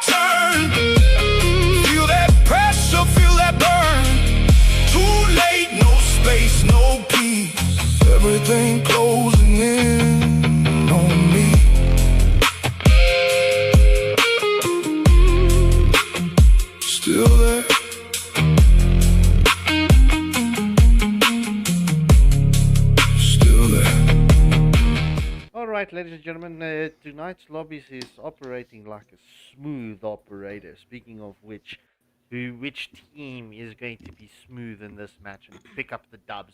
Will it be Empire aSylum in the blue corner, or will it be Shadow.Monarch in the right corner? So without further ado, let's jump into the drafting phase. Well, these two teams, they did compete against one another quite. And it's been a while since I've seen them competing on the stream. That's just me personally, right? I'm quite curious to look at the improvements, because that's one of the things that fascinates me when it comes to, like, we see teams, they've joined the server at a certain point in time. You'll notice one of three things happens. It's either there'll be like this dramatic improvement and you will watch them slowly, steadily rise to the top, or they fall off and just they'll stay at the same level where they were when they first joined in and don't achieve the potential, or like the squads disband because of infighting. These squads have stuck around with one another for a decent length of time, right? And I'm quite interested to see how the improvements are, because I am very, very sure that these two teams are going to improve. Would have improved. Yeah, 100%, bro. But is it just me, or is this drafting phase going quick? Well, it's what happens when you know each other so well. It's kind of like say, for instance, right? When you think about what you and I are going to be doing after stream, which is playing Subnautica, we know each other so well that, like, I just played the first bit of Subnautica. I was like, yeah, no, this is more of a Scarpy game than a Waylander game. And as soon as I messaged you, like, between the two of us, both of us are hooked on the game, but who's more addicted here? Let's be honest. Yeah, me. Me. Yeah. So when you know a team so well, I mean, you think about it. In what matchup would you ever see a Hanabi come out as the first ban? Against EMS. Whoa. When you see Princess. It will either be the Hanabi or the Layla. But, I mean, look, I'm going to have to give Princess some credit. Your team is picking. The last game that I saw of Princess playing, she was playing Mage. And now you lead the way to the next adventure! Mage role fits better than the MM role, bro. Yeah, well, she does play a pretty mean Hanabi. Across the Waylander Gaming Season 3 Academy, she did pull out some very, very clutch plays on the Hanabi. So that first ban coming through from Shadow.Monarch is 100% a respect ban. 100% they're saying no Hanabi for Princess. Yeah, I'm just waiting for that one certain viewer in the live chat to say, "Oh, my goat, Hanabi." Now, Sora being the first pick, Madness locking onto the glue and the... You are facing a cluster! I think EMS would go for the Valentina mid, maybe, just I'm honestly, I would say that, because the Shadow.Monarch missing out on the Valentina, I feel, I would be that type of player that says it's punish time right now. I'm with you on that. Because, like, you don't want... Oh, but this Your God... team is picking. Did you know, right? Or did you realize that God is the There's no the time counter to Marcel chit-chat. at this moment in time? I heard you mention it last night. I was trying to vision it in my head. So I'm very... please pick up more. Valor and royalty in a dead body. So Marcel likes to... A punch for a punch. Move in and move out to get those... a bit of poke and like disruption, right? God's not too stressed about that, because if Marcel comes in close, he's just gonna pop second skill, like just immediately. He's just gonna tap it and stun him. But that's not the real reason that God's the counter to Marcel. It's the golden hour. If you ulti God, and while he's using the Mystic Gush, that Mystic Gush is just gonna carry on. God is going to be very, very happy if you ulti him when it hits Mystic Gush, because he's just going to stand and deliver anyway, and it's basically you gave him a free winter crown. Oh, okay. Well, I hope to see it, bro. Yeah, you know, I'm just having like thoughts back in my head when people troll people for picking up the gourd in the mid lane. And gourd hasn't been like really buffed or nerfed or balanced whatsoever. So it's just like, okay, so because gourd got picked up in the MPL, you know, now gourd is back in meta. Like what's cooking? What's cooking? I agree with your trend of thought there, because it comes down to not just, okay, this is what they pick up in the MPL. You have to know why. Sniper ready. Give me a target. Simply to deal with Marcel's. You'll see this with a lot of teams. Like if you go back and check your streams, the moment a Marcel is picked up, God is well underway. God, there's a couple other heroes as well that can be used to deal with the Marcel, because Marcel is such a problem right now. I mean, you think about this. God was dead and buried. He was not even 6 feet under. He was 7 feet under. They gave him an extra foot. And then Marcel comes. Muscle of iron, bones of steel. You know, you need to give Minton credit for that, bro.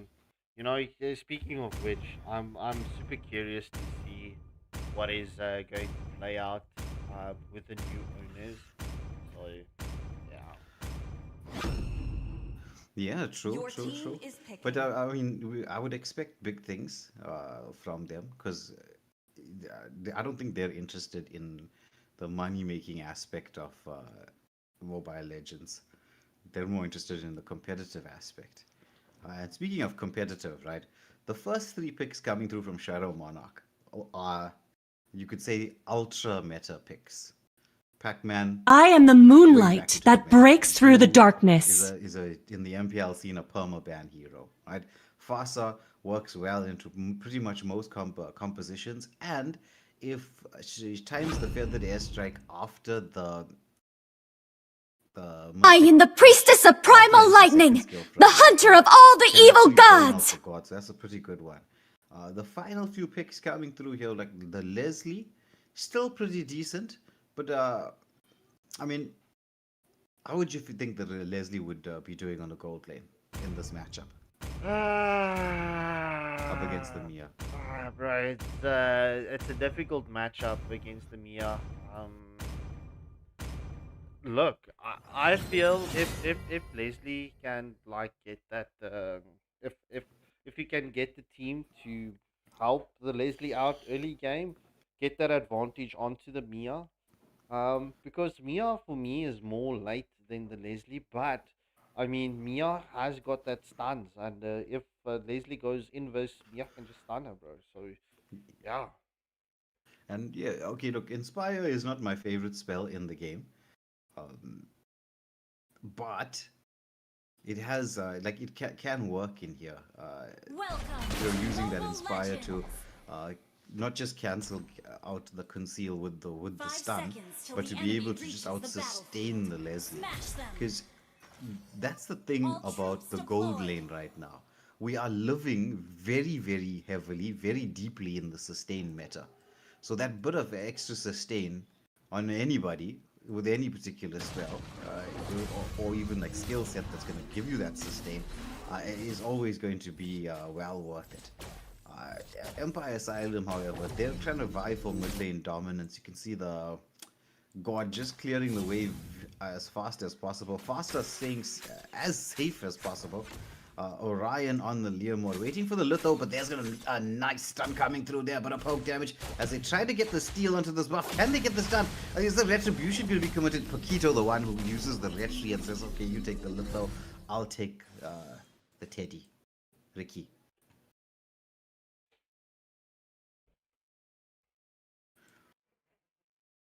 Gatto now just scouting out the jungle, using this opportunity, Amami MJ, to get the level 2 timing. Has rotated towards the bot lane. Leslie, though, is using the range capabilities just to deal with Mia. There's a bit of poke damage onto Dev, but he turns around. Oh, nice stun coming through. Can they get the control onto Leslie, who flickers back? Quick fingers coming out from Dev, as now it's the trusted one. Just zoning away, making sure that God with that range can keep everybody away from what's happening. Blue still not level 2 yet. So can't go for the split as Fossa trying to land that bits of poke damage. Orion has secured his complete jungle, just -1 creep, which should be picked up probably before this next turtle. Both junglers will be vying for position, but the question right now is, can Tanashi get the level 4 on the Sora? Because that's a bit of a game changer. Yeah, and Maynard Naui, right? There was just I just needed to move the dog in the room, so I was just off the camera. So I don't appreciate it when you say use the flipping camera, bro. You know, things happen in the background that you're not aware of. Bro, but look at the glue, right? No roam boots for glue. Yeah, interesting. Which is why glue is a bit delayed in terms of the levels. The first blood did go the way of Shadow.Monarch, so they're gotten themselves a okay-ish gold lead. Yeah, well, bro, I think this is massive with the glue not having the roam boots, boys. Also, still not realizing that roam is not there, and we're going to reach that minute where roam boots can't get picked up anymore. Feather Day shot coming in from Faza. Really catching Princess. Yeah, I mean, managed that Moonlit Wall's just getting Princess to a bit of safety. Now Glue goes in. The Phantom Steed has been committed, but Glue with the grab underneath the turret. However, Glue has to try to get up. He's gonna get taken down as Mommy MJ lands the taunt. Now the turnaround is possibly there as they do get the setup. Oh my goodness, Leslie with the deadly snipe, but the deadly snipe picked the wrong target. Oof. Yeah, so it's just before the 4-minute mark. It's 2-1 currently in favor of EMS, and EMS has the 700 gold lead at this moment. It's not massive, but it is, you would like it at this moment. A nice rotation coming through from Tanashi. Just eating up most of the gold here in the on the mid lane shield, and because of that and those 2 pickoffs, the gold lead has swung now. It's just almost 1k in favor of EMS. Yeah, 100%, as we do see Edith gets the knock up onto Sora. Right, but whoa, bro, Edith has got almost 2 levels on the Sora. Well, Edith is gonna have the nicer time against the Sora. Has a lot of control, right? And with the Inspire, a lot of sustain in that Eternal Guardian form. But look at the poke damage into the backline. There's the Avatar of Guardian being tried to use defensively as they do manage to escape there. Leomod securing the objective. Sora with the Thunder Strikes in the backline, but could get caught out here. The grab onto Sora. They finally take him down. It's Paquito who gets the kill, but the potential turnaround is in here as Leomod tried to dive into the backline, but Gatto not healthy enough to be able to do this. The Mystic Gush comes out from God, but he's going to be chased down by this Edith. She's hoping to get involved with more of the passive rig proc. She's just melting through everybody, but now the ultimate has run out. Leomod forcing Port Louis back to Port, or to the base under the turret. Well, to somewhere there in either Western Cape or West KZN, either there, wherever, somewhere there in between on the harbour. Yeah, well, we do have a lot of port cities here in SA, as now the engagement onto Princess. The deadly snipe is in there. The feathered airstrike. Can they get this done? Oh my goodness. Princess surviving with a sliver of HP. Mommy MJ coming through with the revitalize and the save. Grab onto the Gatto, but Matt is constantly being dragged underneath the turret. The Phantom Steed into the backline. Orion wants to reach for the stars here, but he's going to get chased back. Oh, the AOG into the backline, but only catches onto the glue, so big spells being committed, but everybody survives. Yeah, indeed so, but Edith Port Louis gets the kill onto Tanashi on the Sora on the top lane. Slightly off screen, but the back Paquito Tatsuume definitely living up to the current Kakyo meta. Yeah. My word. That the Pieto is just so deadly right now. But could this be a bit of overextension? The turret has been taken down. Full combination goes through. Gato is taken out, but Mia does get a return kill. But now Mia trying to dish out the damage. Pops out the Inspire. Pieto trying to turn around here. Mia gets the kill. Uses the Wounded Walls, but the flicker back from @Dev secures the kill. Yeah, Princess is like, had enough. It's time. It is time. Silent form coming on to Edith. Will Edith be able to survive this? Yes, it's a killing spree for Edith right now. Sora is pretty much feeding the Edith, bro.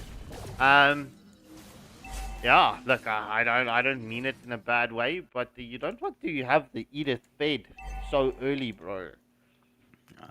Yeah, agreed, especially considering this is damage Edith. Looking at the item standards, it seems like the no roam glue is not really bothering the team right now. Well, not anymore, and that will make an adjustment in terms of the power spike timings of pretty much everybody. Now Mommy MJ takes a bit of poke damage from @Dev. Sora into the backline. There's AOG, manages to land only onto one, but it's the glue. The Fasa with the feathered airstrike just zoning everyone away. Glue hits the grab, but it's only onto Gato, which are used as a repositioning tool. There's going to be the... What is that? Flame shot coming through from the Fasa. Now the turnaround. Thunder strikes coming out from this Sora. They're trying to chase down Orion. Gets the kill as Glue is being forced back. Nice play from Tanashi as he helped his team set up in here. The chase underneath the turret. It's just Portly as the Fasa pops that feathered airstrike. Gets one in response. As Black Canary gets something done. Edith now he's gonna pop that Inspire with the turnaround. She's just eating through everybody. Is that one? It's two. It's a double. Will we see the triple? She's going ham. It's a triple. It's a shutdown. It is Edith on fire. Yeah, that's a 4-for-2 exchange going in favor of Shadow.Monarch, bro.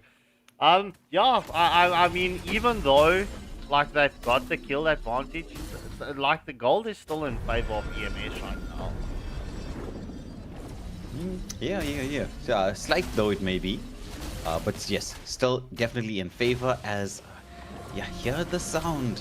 It's time for the beast in the mid lane. It is the Lord Hour upon us. You already have EMS trying to get into position. Scout out here from Glue onto Princess, who does land the stun, but defensively. Paquito wants to go in onto Sora just to zone him away. Maybe get him a little bit low, make a bit of an easier contestation. Oh, but the stun into the feathered airstrike, into the grab with the flame shot. Full combination coming through. Now Edith into the front line. She's got the damage build, right? So can't sustain through all that much, especially the damage output of God, who hits the Mystic Gush, but there's the ultimate coming through. However, God melts that Edith down. Mia, she's dishing out damage and laying the hurt onto everybody, chasing down Black Canary in the backline. @Dev has to run away. It's a double for the Mia. It's only a Pac-Man there. He's up against everybody. Oh my word. Did you see that flicker coming in from Gord? Paquito had the Gord against the Lord's wall, and that flicker just came out immediately before Paquito could finish his combo. But yeah, first Lord of the match does go in favor of EMS, as we do see a Princess on a killing spree as she takes down the Leslie. Yeah, and this could potentially be mid lane, but the retribution from Orion just making sure that Pac-Man doesn't blow him up. Almost taking down the mid lane turret, but they have the Lord, so this should secure tier 1s, potentially tier 2s as well, if they've set and planned this out right. Valid. As we do see the stun does land from the Gord. Will we see the continuation of the team fight right now? Oh, Leomord out, but I mean, Sora gets the kill onto Paquito under the tier 2 turret. My word. Nice Mystic Gush coming out from the trusted one. Forcing the flicker out from Glue. Now Leslie in danger. Moonlit Walls, concealed play. Princess chasing Leslie down. Mia off against the Leslie. They're going on for this full battle. MM versus MM. The conceal used to hide as the YMJ is just waiting like, you have to come my way. You gotta come. You know, I'm just gonna try to taunt you up here. And Mia and the mega kill. Lord so close to charging through, has been stopped up here. You need the Lord to actually get in because the second wave time. But Leomord, Phantom Steed being chased down by Paquito in the mid lane. There's the feathered airstrike. They get the shutdown. Even with the Mystic Gush, either they manages to set up the kills. They eat up everybody in the bot lane. Look at the clever itemization coming in from Edith, right? She's not going for the full damage build, picking up the Oracle and the Athenas, right? Just to deal with that Mystic Gush's damage, bro. And well, she stood in front of God and said, yeah, let me have your Kamehameha. Yeah. Well, and also itemized to try to deal with Amir as well, because she's got massive damage output anyway, and especially if you do pick up Inspire, it's not like you need that many more attack items.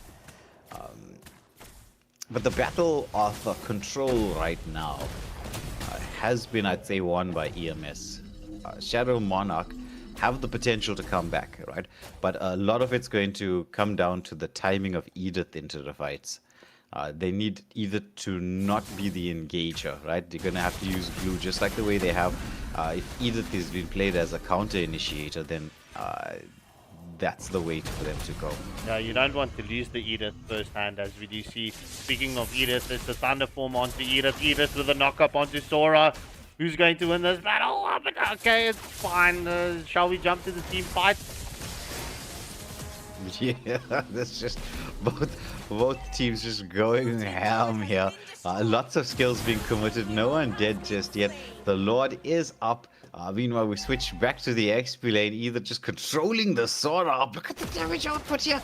Sora trying to survive through all of this. I think he's going to get beat down by the Edith. There's glue coming through. It's a killing spree for the Edith. Gets the kill, gets out. That's no Sora. Now the pressure being applied into the mid lane with the deadly snipe onto Orion. Batman underneath the turret. They get the pick of no retribution. Shadow.Monarch saying even without the map control, we have the pick of potential. Uncontested, or what should be an uncontested Lord. Oh, this is definitely going to be an uncontested Lord. Unless Mummy MJ gets a clutch AOG onto the Lord to steal it, but no, that's not going to happen. Yeah, bro, it's, yo, this is difficult for EMS, right? Because this Edith, bro, look, we can't stammer away from the focus off of the Edith. Port Louis has been such a menace. And the fact that Sora's trying to 1v1 the Edith, that's not going to be healthy for your team. You need the Sora for the set, or to the follow-up, or start the set. Yeah, with that big crowd control, because it sets up very nicely into the AOG. Now it's going to be Gato engaged upon. Revitalize has been popped. Glue.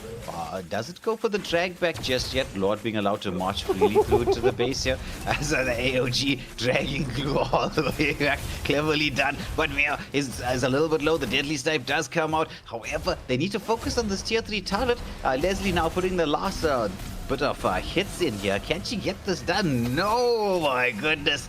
Now it's the knockback there onto Mommy MJ, who is forced away. Sora gets the control onto one as it's Glue that's taken out here. But the follow-up in from Paquito, he's on a killing spree. God, with the Mystic Gush. It's a double kill, but a mega for the Edith. Phantom X, I'm saying feathered airstrike as an execution there, and this could be game. Yeah, well, this is definitely going to be game, and Shadow.Monarch just picking up the clutch against Empire of aSylum. Oh, GG's well played to both teams. Yeah, MVP going to Port Louis. That's 100% definitely well deserved. On that Edith. Mommy MJ picking up the MVP with a Getagacha. And Tanashi, sorry to say, broski or brodetsky, that's your box of chocolates that you're taking home from tonight's match. Alright, ladies and gentlemen, I'm going to get the pause screen running for you. Enjoy the music whilst we set the next lobby.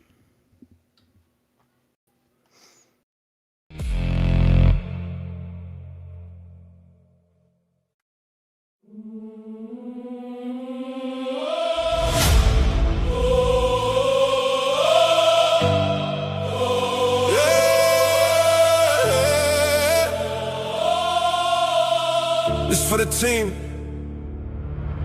From zero, cold nights, no light, just a vision, one light. No name, no height, just fight. Built it brick by brick. Alright. Every doubt turned to fuel. Every loss made me move. But it wasn't just me in the room. Every step I was walking with you. Hold up. Hands up if you've been here. All this time, yeah, we still here. We rise from the dark to the light. 2K, that's life. Yeah, we built this side by side. We rise, hear the crowd, feel the vibe. This time, thank you all for the ride. Every view, every name, every face, every moment you stayed. When it felt like it wouldn't break, you the reason it changed. Now it's louder, bigger, real. Still the same, still the feel. We don't, we just reveal what we build and what we will. Never fall, never fade. Stand is the path that we made. We rise, We rise, we rise, all night. all night. We rise, We rise, side by side. side by side.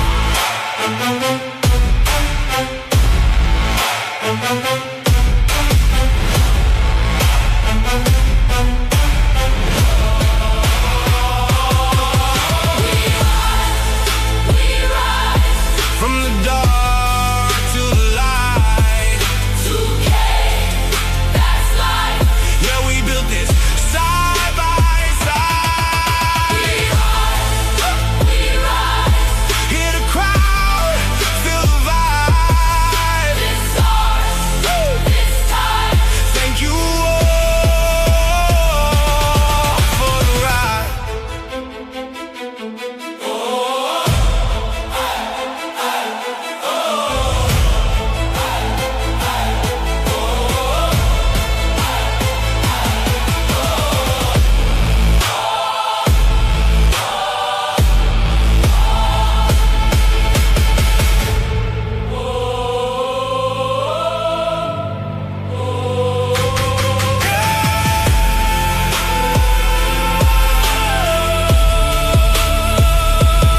This is just the start.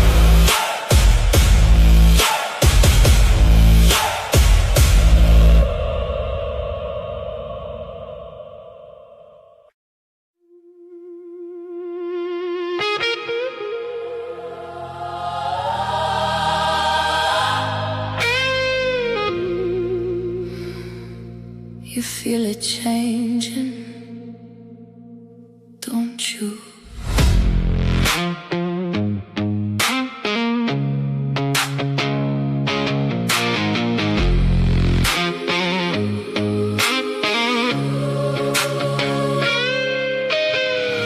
Blue light bleeding through the haze, slow shift in the way it plays.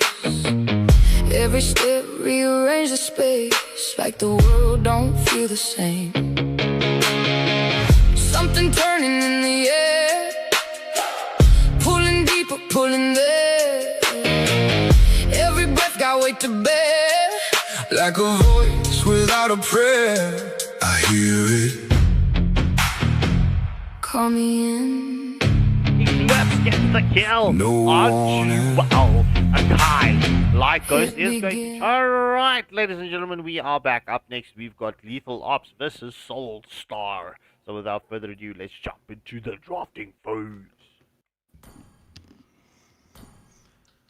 Both teams very new to the stream. I'm assuming new to the 5 as well, but we're hoping to see what they bring to the table. And as the tournament AFL continues, depending on whether the teams qualify through to the next round or not, what they bring in. But, you know, there's always tournaments hosted here at Waylander Gaming. We've hosted more tournaments than, I think, pretty much everybody else collectively. Uh-huh. Your team is Yeah, banned. 100%. And but like you said, right? I'm so waiting for the round of 32, where things hotten up, but the band's coming out so far. It's the I'm sad. Amon and Alice. Yeah? I'm sad because my heal dot didn't pull through. First bad. Oh, yeah. First game this didn't happen. No, second game. The Second game. EMS Oh, banned out the yes, Tiger yes. first. Oh, yes. Will the Hilda actually be banned out? I mean, okay, look, Marcel's been banned in every game. There's no way anybody wants to leave Marcel open. It's just the order in which it's going to get banned out. But you can pretty much expect Marcel to be banned out. Yeah, obviously. Okay, this means this is going to be a tank lineup coming in for the side of Solstar. Diggy band? It's a different band. The Tiger. Well, yeah, or Atlas. Well, basically anything with a big set. Your team is picking. Is what that they're going to be going for. Obviously, I don't think they want to first pick it and reveal their strat. Though they could do that. But hovering around the Leslie pick here for the side of Lethal Ops. Will they lock onto Leslie this early? That's the question. Darth Wendell picking up the First, Alpha is online. Making me suspect with the Diggy Band and the Alpha pick. Definitely it's going to be more of a tanky-ish composition. Lost from Light goes for Mia. I am the moonlight that breaks through the darkness. The fire of battle never extinguishes. Leslie, the next pick coming through as WASD, who is most certainly a gamer. Goes for, it looks like it's going for the Valier pick or the Valor pick, which can deal with the Marsha. But there's one of those big set heroes we were talking about that you expect when there's a Diggy ban. Your team is picking. So final pick for the Ocean is not just our home. We have a bit of a pause. Sniper ready. As, Give me a target. It might be a little bit of lag issues. Well, let's find out.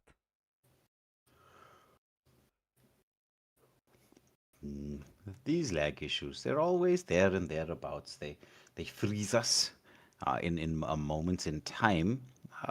But, well, I think we're kind of used to it at this particular juncture.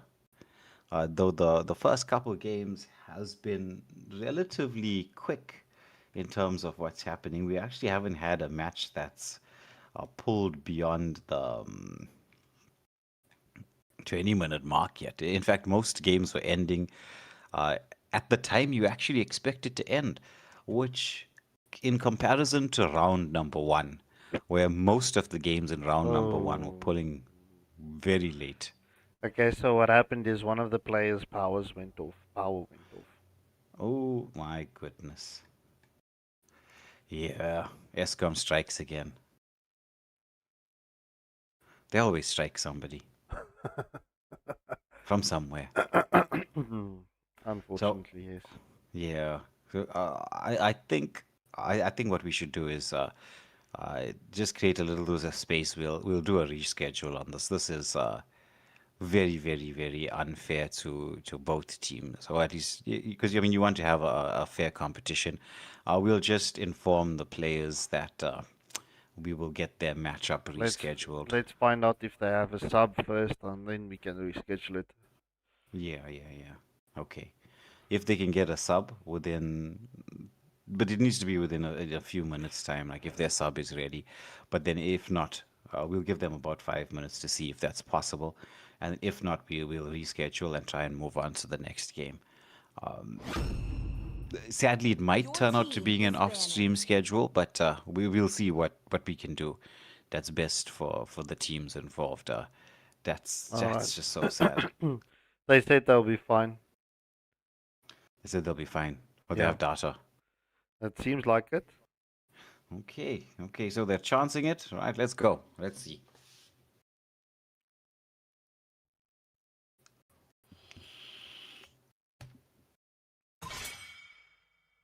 Your team is banned. So we have True love is like blood. the next ban coming through from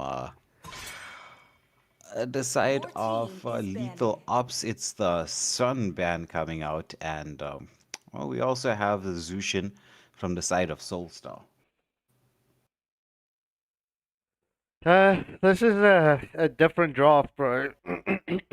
This is I'm not going to make any predictions with the draft because this is an unconventional draft, 100%.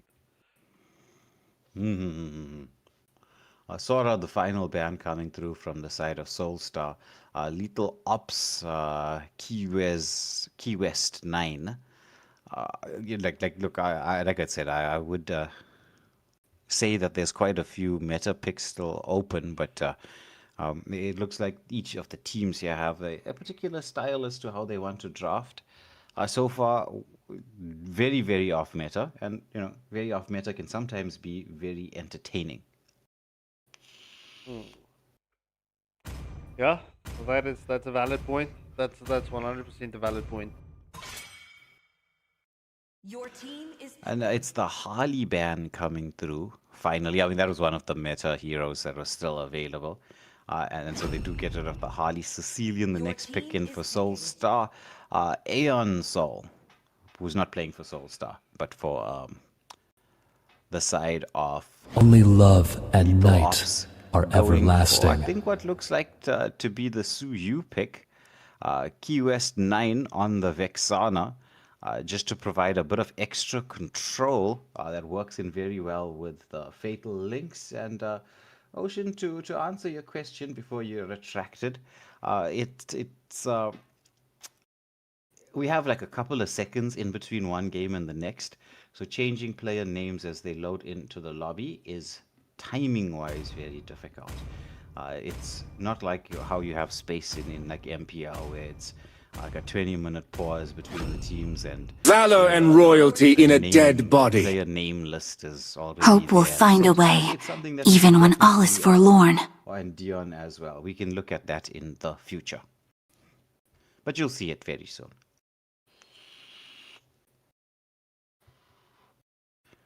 Sovereign with the final pick coming through for the side of Solstar.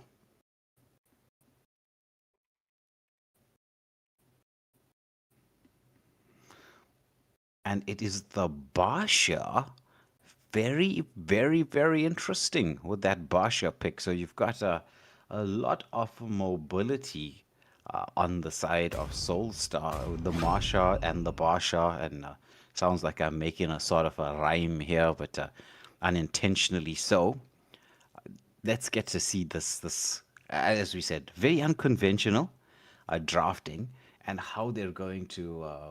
Rocks need no protection from the rain. Match up with one another. Dion, you're very welcome. It's just like we said. It's the timing, right, of getting certain things sorted out, right? Because in order to do that, it's just we just have a few seconds. We've got 5 games to feature per a night, right? And it's the seeding phase. When we have a little bit more time, it allows us to update things a little bit better. So you just bear with us through the seeding phase. Don't just stress. When we head to our round of 32, then we will have pretty much everything. Like we'll have the time to do so, right? We won't be scheduled directly after the next, because with 32 teams in there, we'll have a proper schedule set out and running for you, and the entertainment will be hot and heavy and fast and dramatic and with all the excitement which we expect to see, because I hope, Dion, that you, like me, are very excited to see this very off-meta draft. Because what happens in these kinds of games is they surprise me a lot. Like when I'm watching most matchups, you can pretty much predict what's going to take place from both the the draft itself and the initial rotations. So you look at the rotation strategies, you look at the drafts, you kind of know whether they're going split push, pick off, team fight potential, and then you can feel your way through what's happening, right?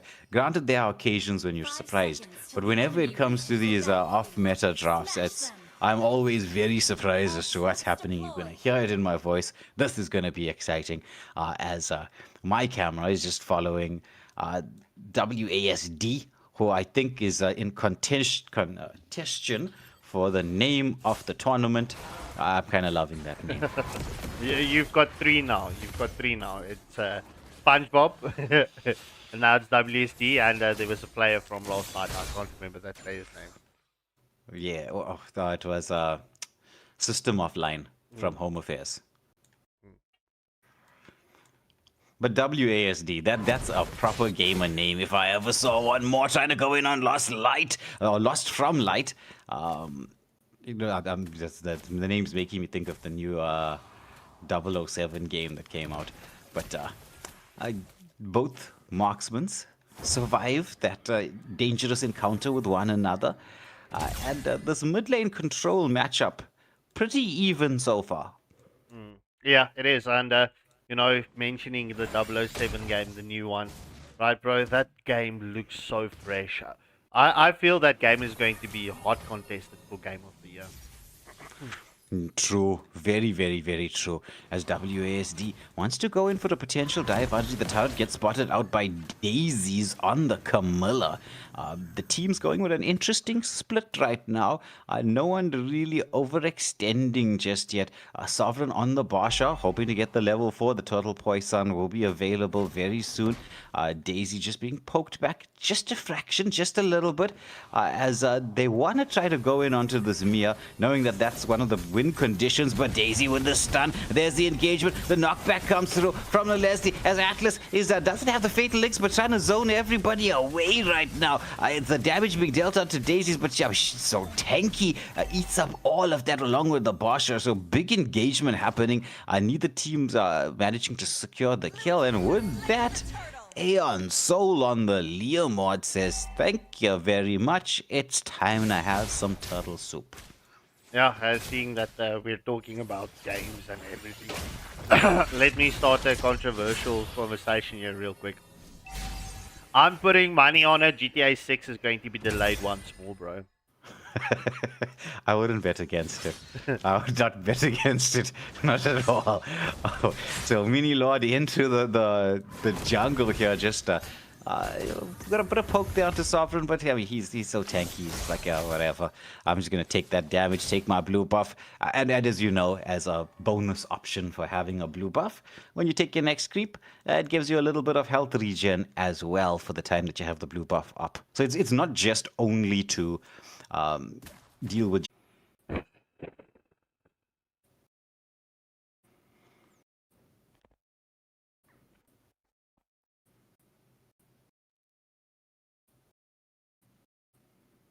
All right, ladies and gentlemen, we're back. That was a quick technical difficulty there. But nonetheless, as you can see, we are back on stream and the match can continue. All right. We are back into the game. There was a little bit of excitement as we're heading into the second turtle, but we're back and running. And Ocean, well, you thought your internet went off. Well, if I only knew that, I would have been trolling you. And it would have been like the voice of God speaking to you through the bad internet connection, but the Sphere of Alpha comes in. Marsha with a bit of a turnaround. Oh, look at Sky Wolf. Oh, my goodness. The deadly save comes in, but Marsha's like, wait, how many health bars do you think I don't have? As Marsha goes in there on the roll as he gets the setup, and Shakai Wolf knocks it down. Oh, my goodness. Marsha was hungry. Yeah, bro. And looking at the current way that the Solstar is playing, it's not going to be easy for Lethal Ops to get Solstar off of their backs. Or out of their faces, shall we say. Blue team turret has been destroyed. Yeah, my goodness. Solstar. And with that, they secure the first turret of the game. And it's Mia, the one securing that. Mia is already... She's going for the crit build, interestingly enough. Picking up the Wind Talker. And I think he's going for Berserker's Fury next. And that item is well on the way to be completed. Ooh, daisies. Pops that Cursed Blood onto the... This is going to be a solo kill onto the Leslie. Oh my word. Daisy's almost getting a solo kill onto Leslie. Now he's going to get caught out, trying to survive through all of this. But look at how much of damage this Camilla is surviving. And the escape. The great escape on the Sicilian. Oh my word. What a play at the turnaround. Mia gets the pick up. The Deadly Snipe does come through there. It's going to be another kill. It's going to be the 3-for-1 exchange. Sicilian did die there, but managed to save the Camilla. What a save. Oh my word. Yeah, I think that's a clippable moment. Yeah, the fact that the Camilla got away there, Spear of Alpha has been committed defensively, but Marsha with a brawl onto Alpha does secure the kill onto Alpha. Technically, that's a full team wipe. Yeah. And with that, third and final turtle will be up in the next 5 seconds. The question is, do you think Solstar is going to take this turtle, or they're going to allow it to turn into the Lord? Well, with the Basha being this far away, it's still 55 seconds. I mean, that's quite a bit of time. But there's a mini skirmish going on here, so it might turn into the Lord as Basha waiting to knock out just somebody. Atlas there can get the fatal links, but the Cursed Blood is in. The Phantom Steed has come out, but Shakai Wolf just eating once more. Basha with the turtle poison trying to walk away from this. Does manage to escape. Shakai on the double here. Will this be a trouble? The control is there. Daisy is the one that scores a kill onto Alpha. Meanwhile, Mia is just split pushing to her heart's content. Leslie is being forced underneath the tier 3 turrets there just to stay safe. Mid lane has been opened up. Ooh, there was 20 seconds to go for the Lord. I think they didn't count the timing like they should have. You know, it's not map awareness, it's clock awareness time. Yeah, clock awareness. TikTok. Alright, so at the 8-minute mark, it's currently 12 kills advantage in favor of Solstar. And also an almost 8k gold lead at this moment. This is big for Solstar. It's currently 1k an hour, a minute. Sure. Oof. That is quite massive. Now it's Atlas trying to land that fatal links onto as many people as possible, but do they have the damage output to deal with? Oh, but their Cursed Blood catches out 3. And look at the blow up in here. Leslie trying to reposition, but the Bat's Feast is in there. Shakai Wolf wants to go in for the hunt. This could be the tier 2 turret taken down, but 1 minion escaped. The Deadly Snipe has come out, has been committed, but the Basha just rolls away from it all. Now the wave being pushed into the bot lane, but no one there to take advantage of it. Though Mia is there to try to secure this mid lane turret. Do they have the timing to do so? Leomord goes in with the Phantom Steed, trying to block off that last minion from going through, as Mia is just focusing it. Does secure the tier 2 turret. Holy Shields are still up and will be up, as the first Lord will be there in the next, well, under a minute. Yeah, well, you can say what you want from a Mia pick, right? But this loss from Light is, this person is very good on this Mia. Even not going for the conventional build on the Mia. But yeah, look, this is good. 5, 0, and 4. She's definitely doing damage. Yeah, I mean, that's, it is quite a bit of damage. There's the fatal links coming out onto everybody, but oh my goodness, it's the catch onto 2, the big blow up, and this could be the Holy Shields taken out as the Lord is marching its way through. Oh, actually, will be spawning up very soon. Leomord going for the push onto the top lane, split pushing. Marsha should be able to secure the turret here in the bot lane. Alpha left to defend. Leomord coming in to join in, as the side of Solstar are going to be taking this first Lord of the game pretty much uncontested. Lethal Ops right now just have to be safe. Well, Dion Shooter, it's definitely showing. So Dion Shooter says Lost from Light is #1 Mia in SA at this moment. Interesting. I didn't know anybody played Mia long enough to get to that, but I mean, it's quite an achievement to be able to be number one. SA, look at the turnaround here. Mia is really starting to hurt. There's the Cursed Blood catching onto 4, but Daisy's taking way too much damage. Leomord tries to get the kill, does get the kill, but there's the turnaround from the Marsha. Spear of Alpha being used in. They do manage to get the zone away, but the Marsha gets the kill. It's unstoppable, but no, look at the Mia. She builds down another. It's a 2-for-1. Moonlit Walls being used. Lord is marching through the mid lane here, but they need the defensive line to create space for this Mia to be able to secure these objectives. Lord, as we can see, pressuring into the mid lane, gets the charge, but who's going to be able to help secure this? Sanguine Claws onto, there's the Lord taking down the turret. Now Mia wants to join in, get one more turret push, and it's godlike for Shikai Wolf on the Marsha. Mia should be able to secure another tier 3 turret. The Lord being prevented from getting into the Nexus, but Mia goes in with a stun. Oh my goodness, but the Spear of Alpha, the control, the Moonlit Waltz is in there. Mia escapes with a sliver of HP. GG's, bro. GG's. So, it's just before the 12-minute mark right there. Lethal Ops are struggling to get a kill onto Solstar at this moment. This is, do you think that a Solstar is going to take another Lord before they end this? Do you think they can end this before the next Lord? Difficult, because I mean the lanes are pressured in here. It's going to take one big step. The Cursed Blood does land onto 2, but the follow-up not quite there.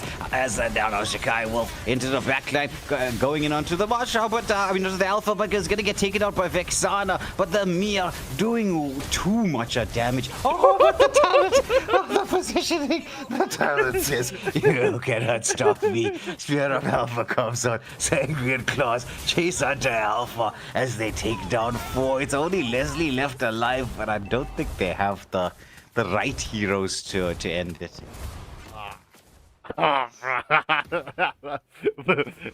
Lost from life.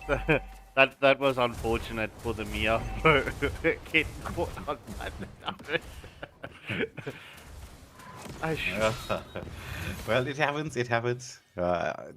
They just needed a couple more minions, and then the lock onto the base could have happened, right? So I was saying that it was difficult, because in the smaller spaces, and especially when the Cursed Blood landed and there was no one to follow up because the spacing was too far away, that's what causes the issues. And it suited Lethal Ops very, very nicely, because they went into that counter engage, and you could see they survived it all. True. Well, bro, I can 100% see why the Marsha is doing so much damage. It's full damage Marsha. Yeah. I mean, that's just like one ulti, like insta kill. Now Atlas, they're trying to bait out the Fatal Links. He did engage onto Mia, who used the Moonlit Waltz to get away. Lord has been taken and has spawned up. Potential to end this, but the question is, can they get the Mia the space necessary to lock onto the base? That's the big question. Well, let's see. Mama Lord is into the base right now. We will see Marsha securing that final tier 3 turret, as the teams are currently setting up for this battle. As Fatal Links lands onto 2, Marsha secures the kill onto Vexana. Bats pieces into the mix as Mia gets a kill, and Camilla, that's a double kill, and GG's well played. This match goes in favor of Solstar. Like, oh, bro.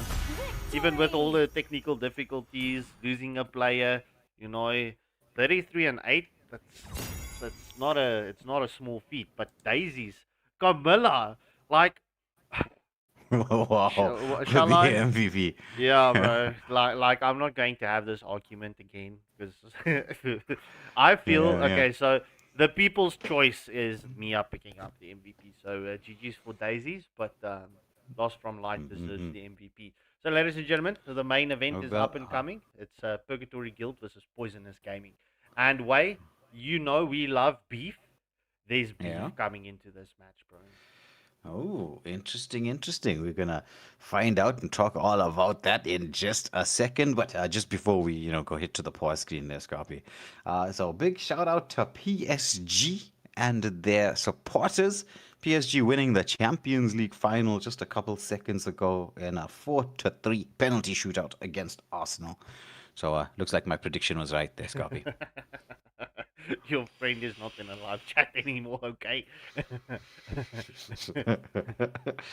yeah, true. But anyway, we're gonna watch the braai of the beef coming up in the next match. Poisonous Gaming, Purgatory Gildan, the PGs up against one another in the main event. We'll be back with you in just a moment. Don't forget to smash that like, share, and subscribe buttons. Phone was on to Ryzen. That is a full team wipeout, and GG's well played in favor of Flame. Oh, we do see the cross rotation coming in from Megatron and Claude as well. Started with a dream and a screen glow. And there goes the first migration into the Valorant and landing onto P, but Akai does come in heavy sprint, and Granger flickers out of waiting the forward, placing to wait. So we need to tectonic charge lands onto G. However, will Yuzong get caught out? Yes, it's a killing spree for Lilia at this moment. Snowflake does use the battle mirror image, but could it be the moment that Claude gets caught out? Can Zenithon come with the rotation from Gwen and catch up to Claude as Claude is going to rotate? Oh, look at this. Is he going to run into the Gwen? Spatial migration lands, and that's a monster kill coming in favor of Zenithon. Esports, they're sitting pretty right now, having the 3.2k gold lead. As we do see the spatial migration lands onto Claude as that Skypiece a proc from the Granger. That's Skypiece picked up early on as the glorious pathway once committed from the highlands. Yuzong into the back line with the Black Dragon and all the tectonic charge lands onto 3 high for the heavy spin coming in from Akai as Zinkius gets the kill. The Sora 4 comes in from Sora and that is a double kill for Guinevere, and that is a full team wipe out. I don't know why you don't pick Guinevere early. It's not good, man. Yeah, that is a tier 2 turret secured in favor of Exxon. We will see the first. Yeah, there we go. First Holy Shield has been popped just before 5-minute mark. I mean, 6k gold advantage is looking pretty. It's looking almost noble for this guy. Oh, it is basically the Iron Snowball. This is literally X.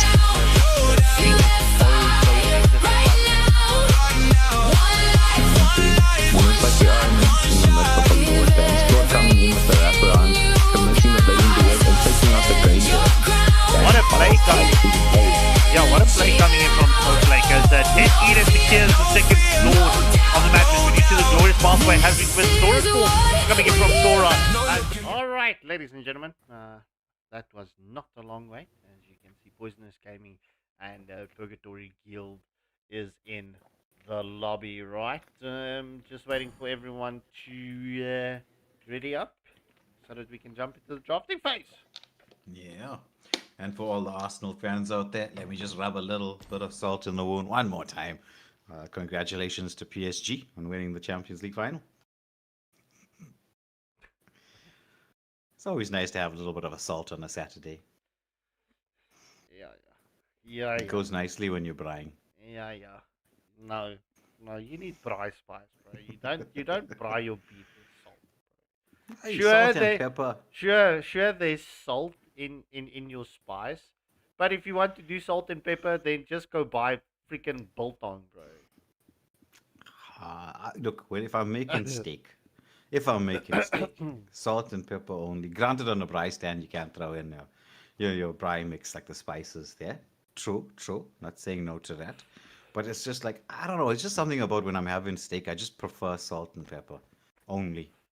Yeah, you and Shroomsy would get along on that, bro, because he braais his steak with salt and pepper.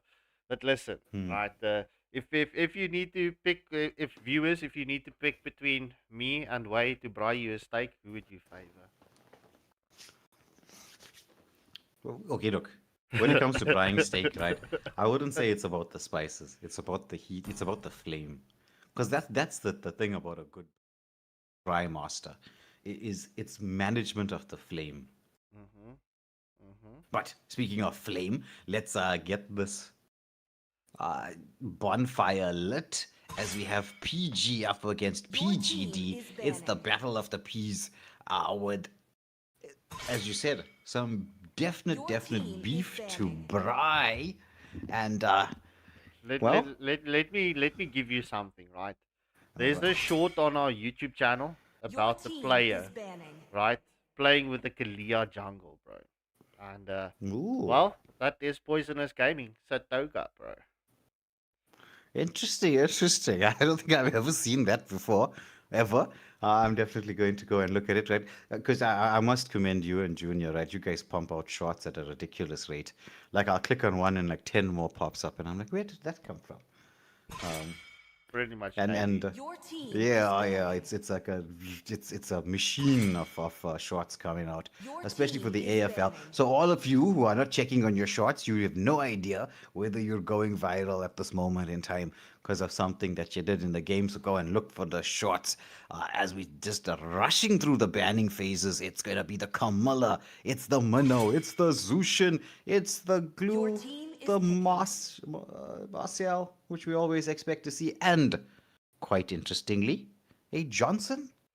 Can I tell you why? All right. It's because of this person you're seeing on screen right now, Satoga. Satoga is very unconventional, it would seem. Satoga. Is it? Satoga. Yeah. Yeah. We'll say Sato for let's short. do this. Viewers, let's just I'm going to switch off my overlay for this so that you can see what we're talking about. So just for a second, we'll get to see the names of the players, and I'm just going to say Sato. And there actually is a Salt. We were just talking about so much Assault. Salt with the Pac-Man coming through. Paquito has been so incredibly strong at this particular stage in the season.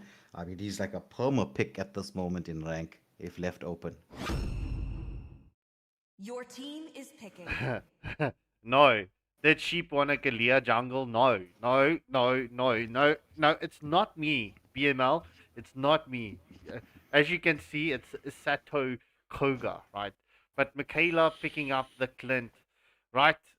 Bro, you know, I was speaking about the team that gave Gascom Esports such a run for their money. Do yourself a favor if you have not, and I'm speaking to the viewers now as well. If you have not done so, go watch that match. It was in last week. Purgatory Guild up against Gascom Esports. Purgatory Guild forced Gascom Esports past the 30-minute mark. And 100% the credit needs to go to Michaela or Micaiah, however you want to pronounce that name, on the Clint. That Clint was so deadly. Alien 1 picking up the Mia, and Dr. Atmos 3.14 picking up the Odette. Well, in order to say why that's such an incredible feat, so Gascom Esports right now is one of the strongest teams in the server. They've recently, I think they beat Void, Evil Inc. as well. So, you know, they're racking up big scalps over the last few weeks. Yeah, that's true. I was listening to conversations that was had last night, so yeah. Right. I mean, look, this is what makes this year so different from the previous years. It's because the teams, yet there's still your familiar teams. You've got your regular players, but like this entire competition this year, it's like it's difficult to say, bro. To who's going to take any tournament this year, because it's tournament by tournament that it's just different. Because I mean, if we need to take a comparison, right? If we go to the provincial matches, weekend after weekend after weekend, Evil Inc. was undefeated, right? And then all of a sudden, Void pops off. Then Void Saints pops off here and there, and now it's Gascom that's popping off, bro. And we always have like there's a list of like a host of other teams that are, you know, there and thereabouts, just always with pressure, you know, well in some games, and you know, can always beat some of the big teams, you know, like Bo, Renab, Like there's a lot of teams in that collection. But what I'm enjoying so far, right, in the AFL, is there's a lot of newer teams in the mix that's making me look at what's happening, and I'm like, there's some potential here. There's something definitely brewing. And as these tournaments progress and the experience levels of the players pick up, we're going to see something special here in the African server. Though you were talking about the Kalia in the jungle, we're getting to see that Kalia in the jungle. The draft so far, right? Personally, I would favor Purgatory Gilden's draft because they've got this insane pick of potential.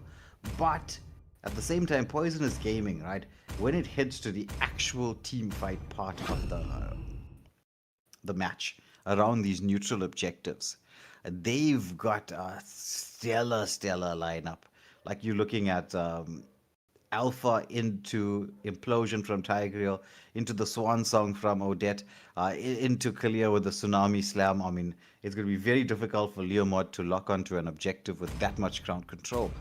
So it's really going to be a battle of two different moments in time in the game. Around the objectives themselves, where Poisonous Gaming will have the advantage. And it's in between those moments where a Purgatory Gilden have the advantage. It's a question of who's going to take advantage of that advantage that they have, knowing when's the right time to be placing pressure. Yeah, 100%, 100%. And Bing Chilling, obviously you're saying L ads, right? Unfortunately, if it's not for the viewer support, we also need ads here and there to help fund prize pools. So just view that advertisement for 30 seconds, bro. It's not like it's every 5 or 10 minutes that an ad pops up on your screen. Maybe every 30 minutes. So yeah, just support us, bro. We appreciate it.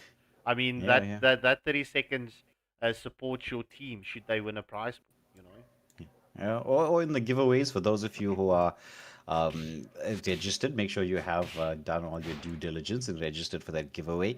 YP's Gaming sponsoring an S9 controller to just aid in your mobile gaming experience. So both check out YP's their tech store, which is online, has their TikTok accounts and things available. The links will be in the description. Oh, there's the engagement into the jungle. Early game pressure, but the counter is on. Oh my goodness. The invade being counter invaded here as Poisonous Gaming gets the pick off in the jungle. Quick double. Yeah, 100%. And Bing Chilling, we love you too, bro. We love you too. Alright. In any case, yeah, bro, that early invader coming through from Purgatory Guild, obviously not going to the advantage as we do see Kalia jumping in onto that blue buff and so close to stealing it. Very interesting contest so far. That second skill coming in from the TIG, very much on point. But just to complete my point earlier, right? So go check out YP's Tech Gaming.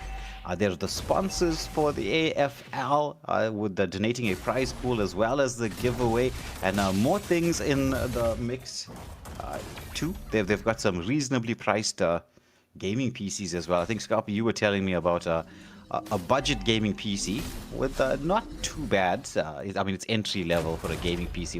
What was it going for? 2.5K on the YP's tech store? Yeah, it was 2.5K, bro. 2.5K. Alright, so speaking about 2.5K, that gold lead not quite there yet. Paquito going on a full combination onto Alpha, who eats it up. Now it's going to be the Phantom Steed into the backline, but the engagement, there's the Spear of Alpha. Oh, but the Swan Song turn around here as we were talking about the big team fight potential from the side of Poisonous Gaming as they take 3 and the turtle. They're chasing Agent Ice all the way back on the God. God doesn't have the level 4 yet, so no Mystic Gush available quite at this moment. Yeah, bro. Purgatory Guild, they need to not be so aggressive onto that team fight, because like what I'm seeing right now is and especially like you don't want to do that playing against a Tigreal or even a Death. I mean, running in 3 or 4 individuals onto well, a full team. I mean, the implosion play and the swan song, it's just going to do so much damage. Yeah, and the counter jungling just happening there. But ooh, look at this from the Clint. Picking up a solo kill onto the Mia. I mean, you would expect Clint to overpower a Mia, even with Inspire, because I mean, the damage output from a Clint, as long as, especially if you know how to constantly proc the passive. Yeah, so true. And you know the one thing, I'm going to say this straight out on stream. Clint is a sleeper MM in this current meta, bro. I feel like Clint, honestly, is the MM that's being slept upon in this meta, bro. Especially because that high burst that he has going into the late game. Though he's a hero that requires extreme positioning ability, because he's a bit of a sitting duck with the high mobility meta heroes that are there as well. You know, so if your positioning is not on point, you're always going to have a little bit of problems. Now you can see the wraparound coming through. They're deciding whether they want to go in for the turret dive, but opting against it. Meanwhile, PGD with the engagement underneath, or almost underneath, or close to underneath that turret, as Alpha does get fully underneath the turret with the Spear of Alpha. Yeah, well, it's the second turtle of this match, and Kalia, well, ooh, okay. Kalia definitely starting up with this second turtle, and it seems like Poisonous Gaming is going to have an uncontested second turtle. But Gilda and Paquito is going for this tier 1 turret as Spear of Alpha lands on both of them, but they do secure the first tier 1 turret. Will Alpha get caught out? Yes, sir, as Evander takes down and gets that hammer smash onto Alpha. Yeah, not a bad trade-off. They left the turtle. Didn't lose the blue buff, right? But they left the turtle for Alpha and a tier 1 turret. I wouldn't be too disappointed with that trade, because PGD, they do realize, right, that you can't really go in when it comes to these team fight moments. You don't have the draft to do so. You need to get the pickoffs. But the way PG are sticking close together, it's proving to be very difficult to go for the pickoffs. Now there's the engagement here into the backline, and the potential turnaround in here. The Swan Song coming out as Paquito flickers back to safety. God should be able to protect the mid lane turret. We're heading beyond that 5 minutes towards the 6-minute mark, and now we should start to see a bit more rotations from the side lane. Clint clears his wave, but has to be careful of the Tig, who is waiting there to try to set a trap. This is a definite Bleach fan here. Yaucha. Is it not I watch? I watch. That's how you say it. I don't know how you pronounce it, bro. I don't know how you pronounce it either. It's just consonants. There's no vowel. Okay, there's one vowel. This is like the A. But that A is very unhelpful A in terms of pronunciation. Ni hao ma. Wow. Alright, it's going to be the third turtle up in the next 10 seconds. Pressure being placed. Paquito, full combination, but that gets the shield. There's a tsunami slam. They drag Salt underneath the turret. And he got turned into a little bit of peppered steak there. Sent back to the base. Yeah, the third and final turtle. This will be Poisonous Gaming trying to shred through this turtle. Will Purgatory Guild be able to contest this? Evander is going in, as we do see the Mystic Gush not being able to do enough, as we do see Leomord coming in with Phantom Steed. And oh boy, there's a lot of skills being committed just at the turtle and after the turtle. Yeah, even the implosion play catching on to 2, but nobody there to follow up. Now the follow-up, Spear of Alpha, Tsunami Slam. That is just like being in an airport, bro. It's just liftoff. I think that's what it must feel like to be an astronaut. Well, pulling, I believe it's like 9 Gs. So, yeah, I don't know, bro. It's not one of my dreams. I'm not a big fan of heights. It doesn't bother me, though, but I'm not a fan of heights, bro. Yeah, well, space is a very dangerous thing. People don't realize how dangerous space is. They all happily want to jump on Elon Musk's spacecraft. And like, I'm going to Mars. I'm like, yeah, good luck to you. It's at the average approximation, it might take 30 years, though they have made adjustments to try to make it a Not a long trip, Scarpy. Just about 6 or 7 years. Well, I mean, look, I saw it. I need to go do a fact check. I'm not too sure who it was, but there was a billionaire that built a rocket ship, right? And it exploded at launch, bro. It exploded in the launch pad.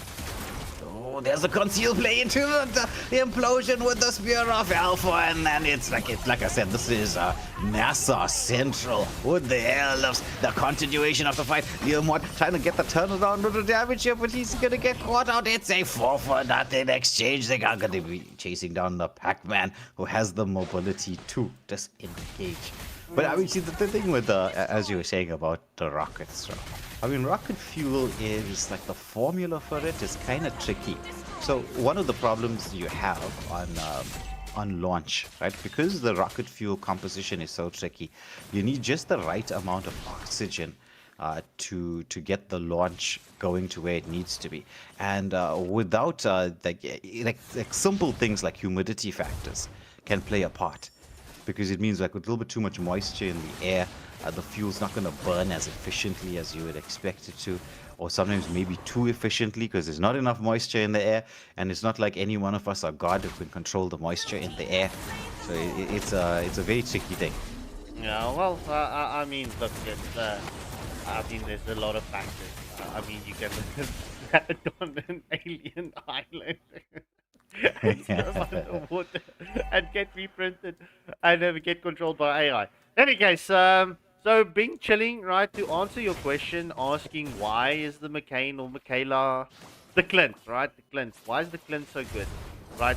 I'm not seeing that factors in this match yet, but from the previous matches, what I've witnessed from Michaela, right, was the positioning. As we see the Tsunami Slam lands onto Clint, and that is why you shouldn't ask me to do such things, as the implosion play has been committed and landed onto 3. However, the Swan Song is into the mix, and Ancient Eyes picks up a double kill. Triple kill getting picked up, and a Maniac for the Odette, but Odette gets shut down. That's a 4-for-5 exchange. Being Chilling, you just made the caster's curse, or the sheep's curse land onto Clint. What a flicker for that from the Odette. What a flicker to get that the Maniac. I mean, look, Kito was going to pick up the kill, but that flicker to get the Maniac on point. The Mystic Gush before that as the follow-up was what had that team fight with a bit of a turnaround. I would feel that Purgatory Gildan, even though they lost 4 members in a Maniac, would be the happier of the two with that exchange. Yeah, 100%. I just need to timestamp that. Oh. Now, we're heading into that part of the game where it's all about farm control. Not so much lane control, because there's way too much time to be worrying about that. Personally, I believe that it is, I'm saying personally, right, it is the best thing to do, right? The best thing to do at these moments in time is to actually freeze the wave, so you want to force the plays out. So as you can see, the flicker implosion with the conceal underneath the turret as Tig misses that, but there's the Spear of Alpha with the Tsunami Slam, the pick up and drag back Vader, or Evander being taken out there. You know, much like Evander Holyfield's ear in a certain fight. We spoke about it last night, bro. Let's not talk about wash things. But yeah, bro, we're getting challenged by a viewer, and the statement is by Zach24X, saying, "Where's the South African commentator's aura? Shall we show him what is aura?" Well, I'm not sure if you're enjoying the cast. Yeah, I'd hope you are. We do have the best casters in the region. I'm not saying that we are the best, but we've got a team, a proper team.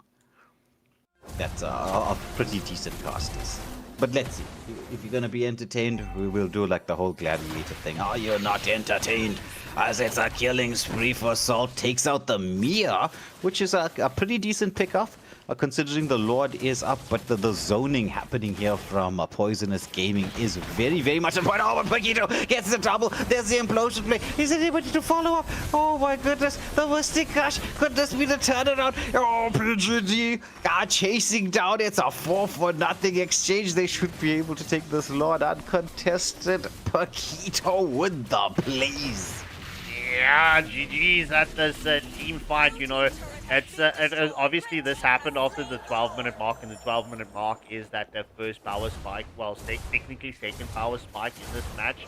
So it is looking good. I mean, if PGD, it seems like they found their rhythm around PG's Poisonous Gaming's team fight composition, and obviously also not jumping in as a full 3-man trio onto like the Tigreal or the Kalia, setting up the Spear of Alpha. But Poisonous Gaming, they're being forced to split up, and they're not running as a unit right now. Agreed. Right, but they need to, as you say, they've got to stick as a unit. Their draft is meant for that. You've got the tick a little bit separated from the team, trying to deal with the lane pushing happening here. He is in the front line, and everybody is running a little bit scared, which you should be, right? That implosion play, if it catches onto you, especially with the lack of purifies, it is kind of scary. Yeah, 100%. Now the thing is, right, is seeing that you've mentioned it, right?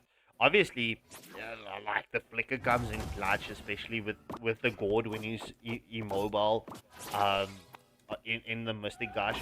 Who else would you give that Purify for, though?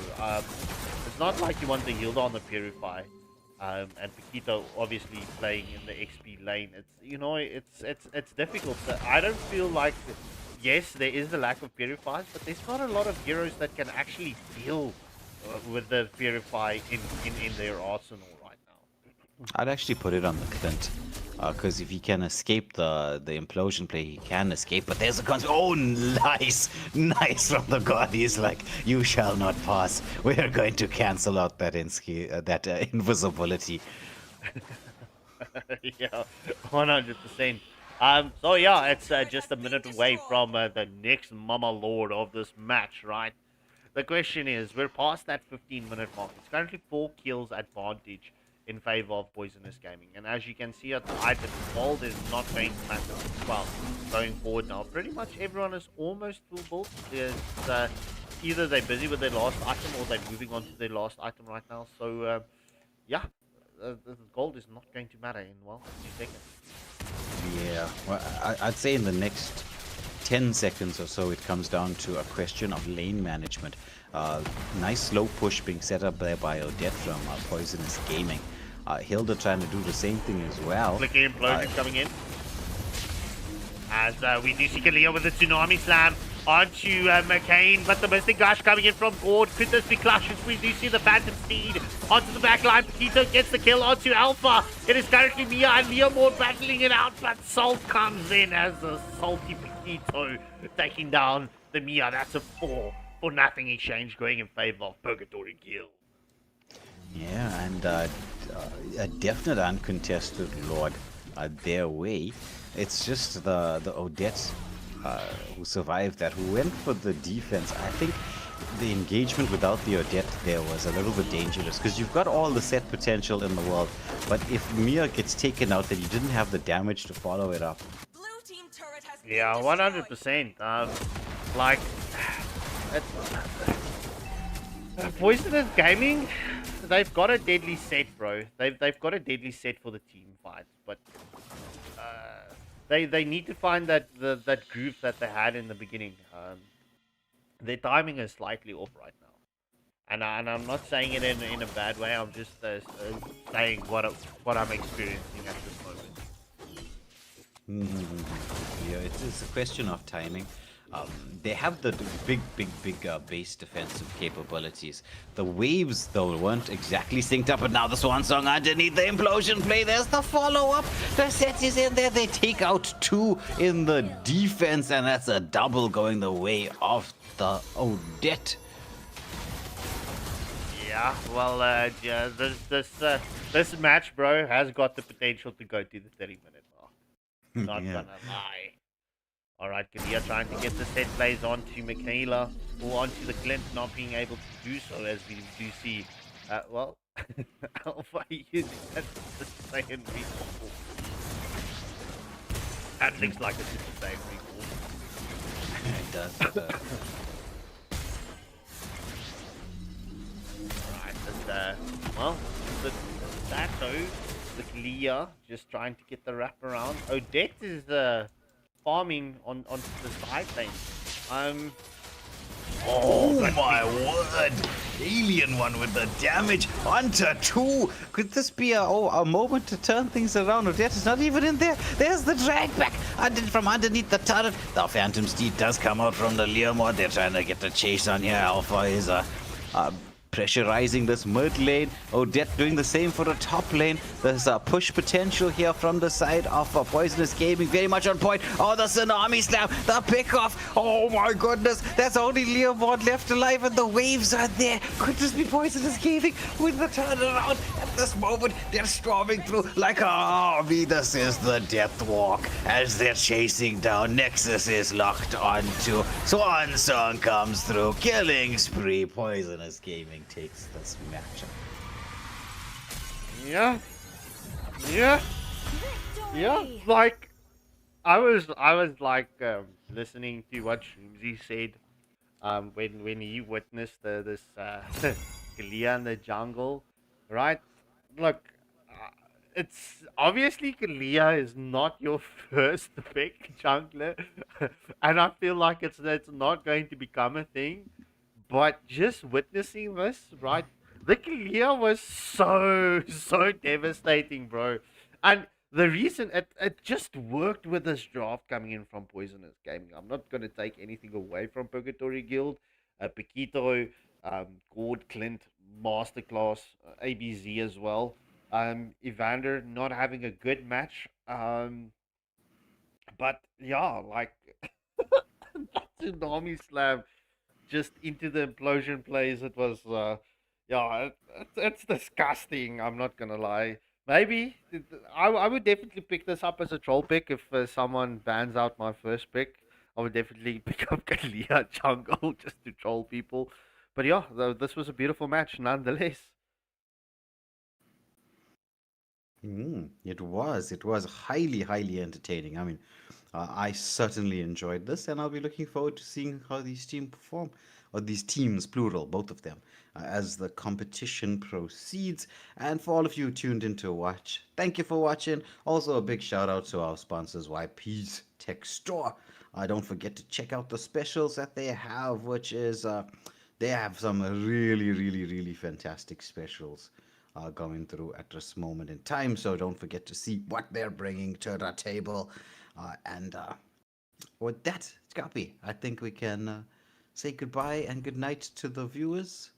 Pleasure as always to cast for them and to have them on stream with us on a late Saturday night. And once more, a little bit more salt in the wounds, even though Salt did get the MVP for the side of Purgatory Gildan. PSG winning the Champions League. All right, ladies and gentlemen, from the Waylander Gaming team and crew, it's going to be goodbye and good night. Please hit that like, share, and subscribe button.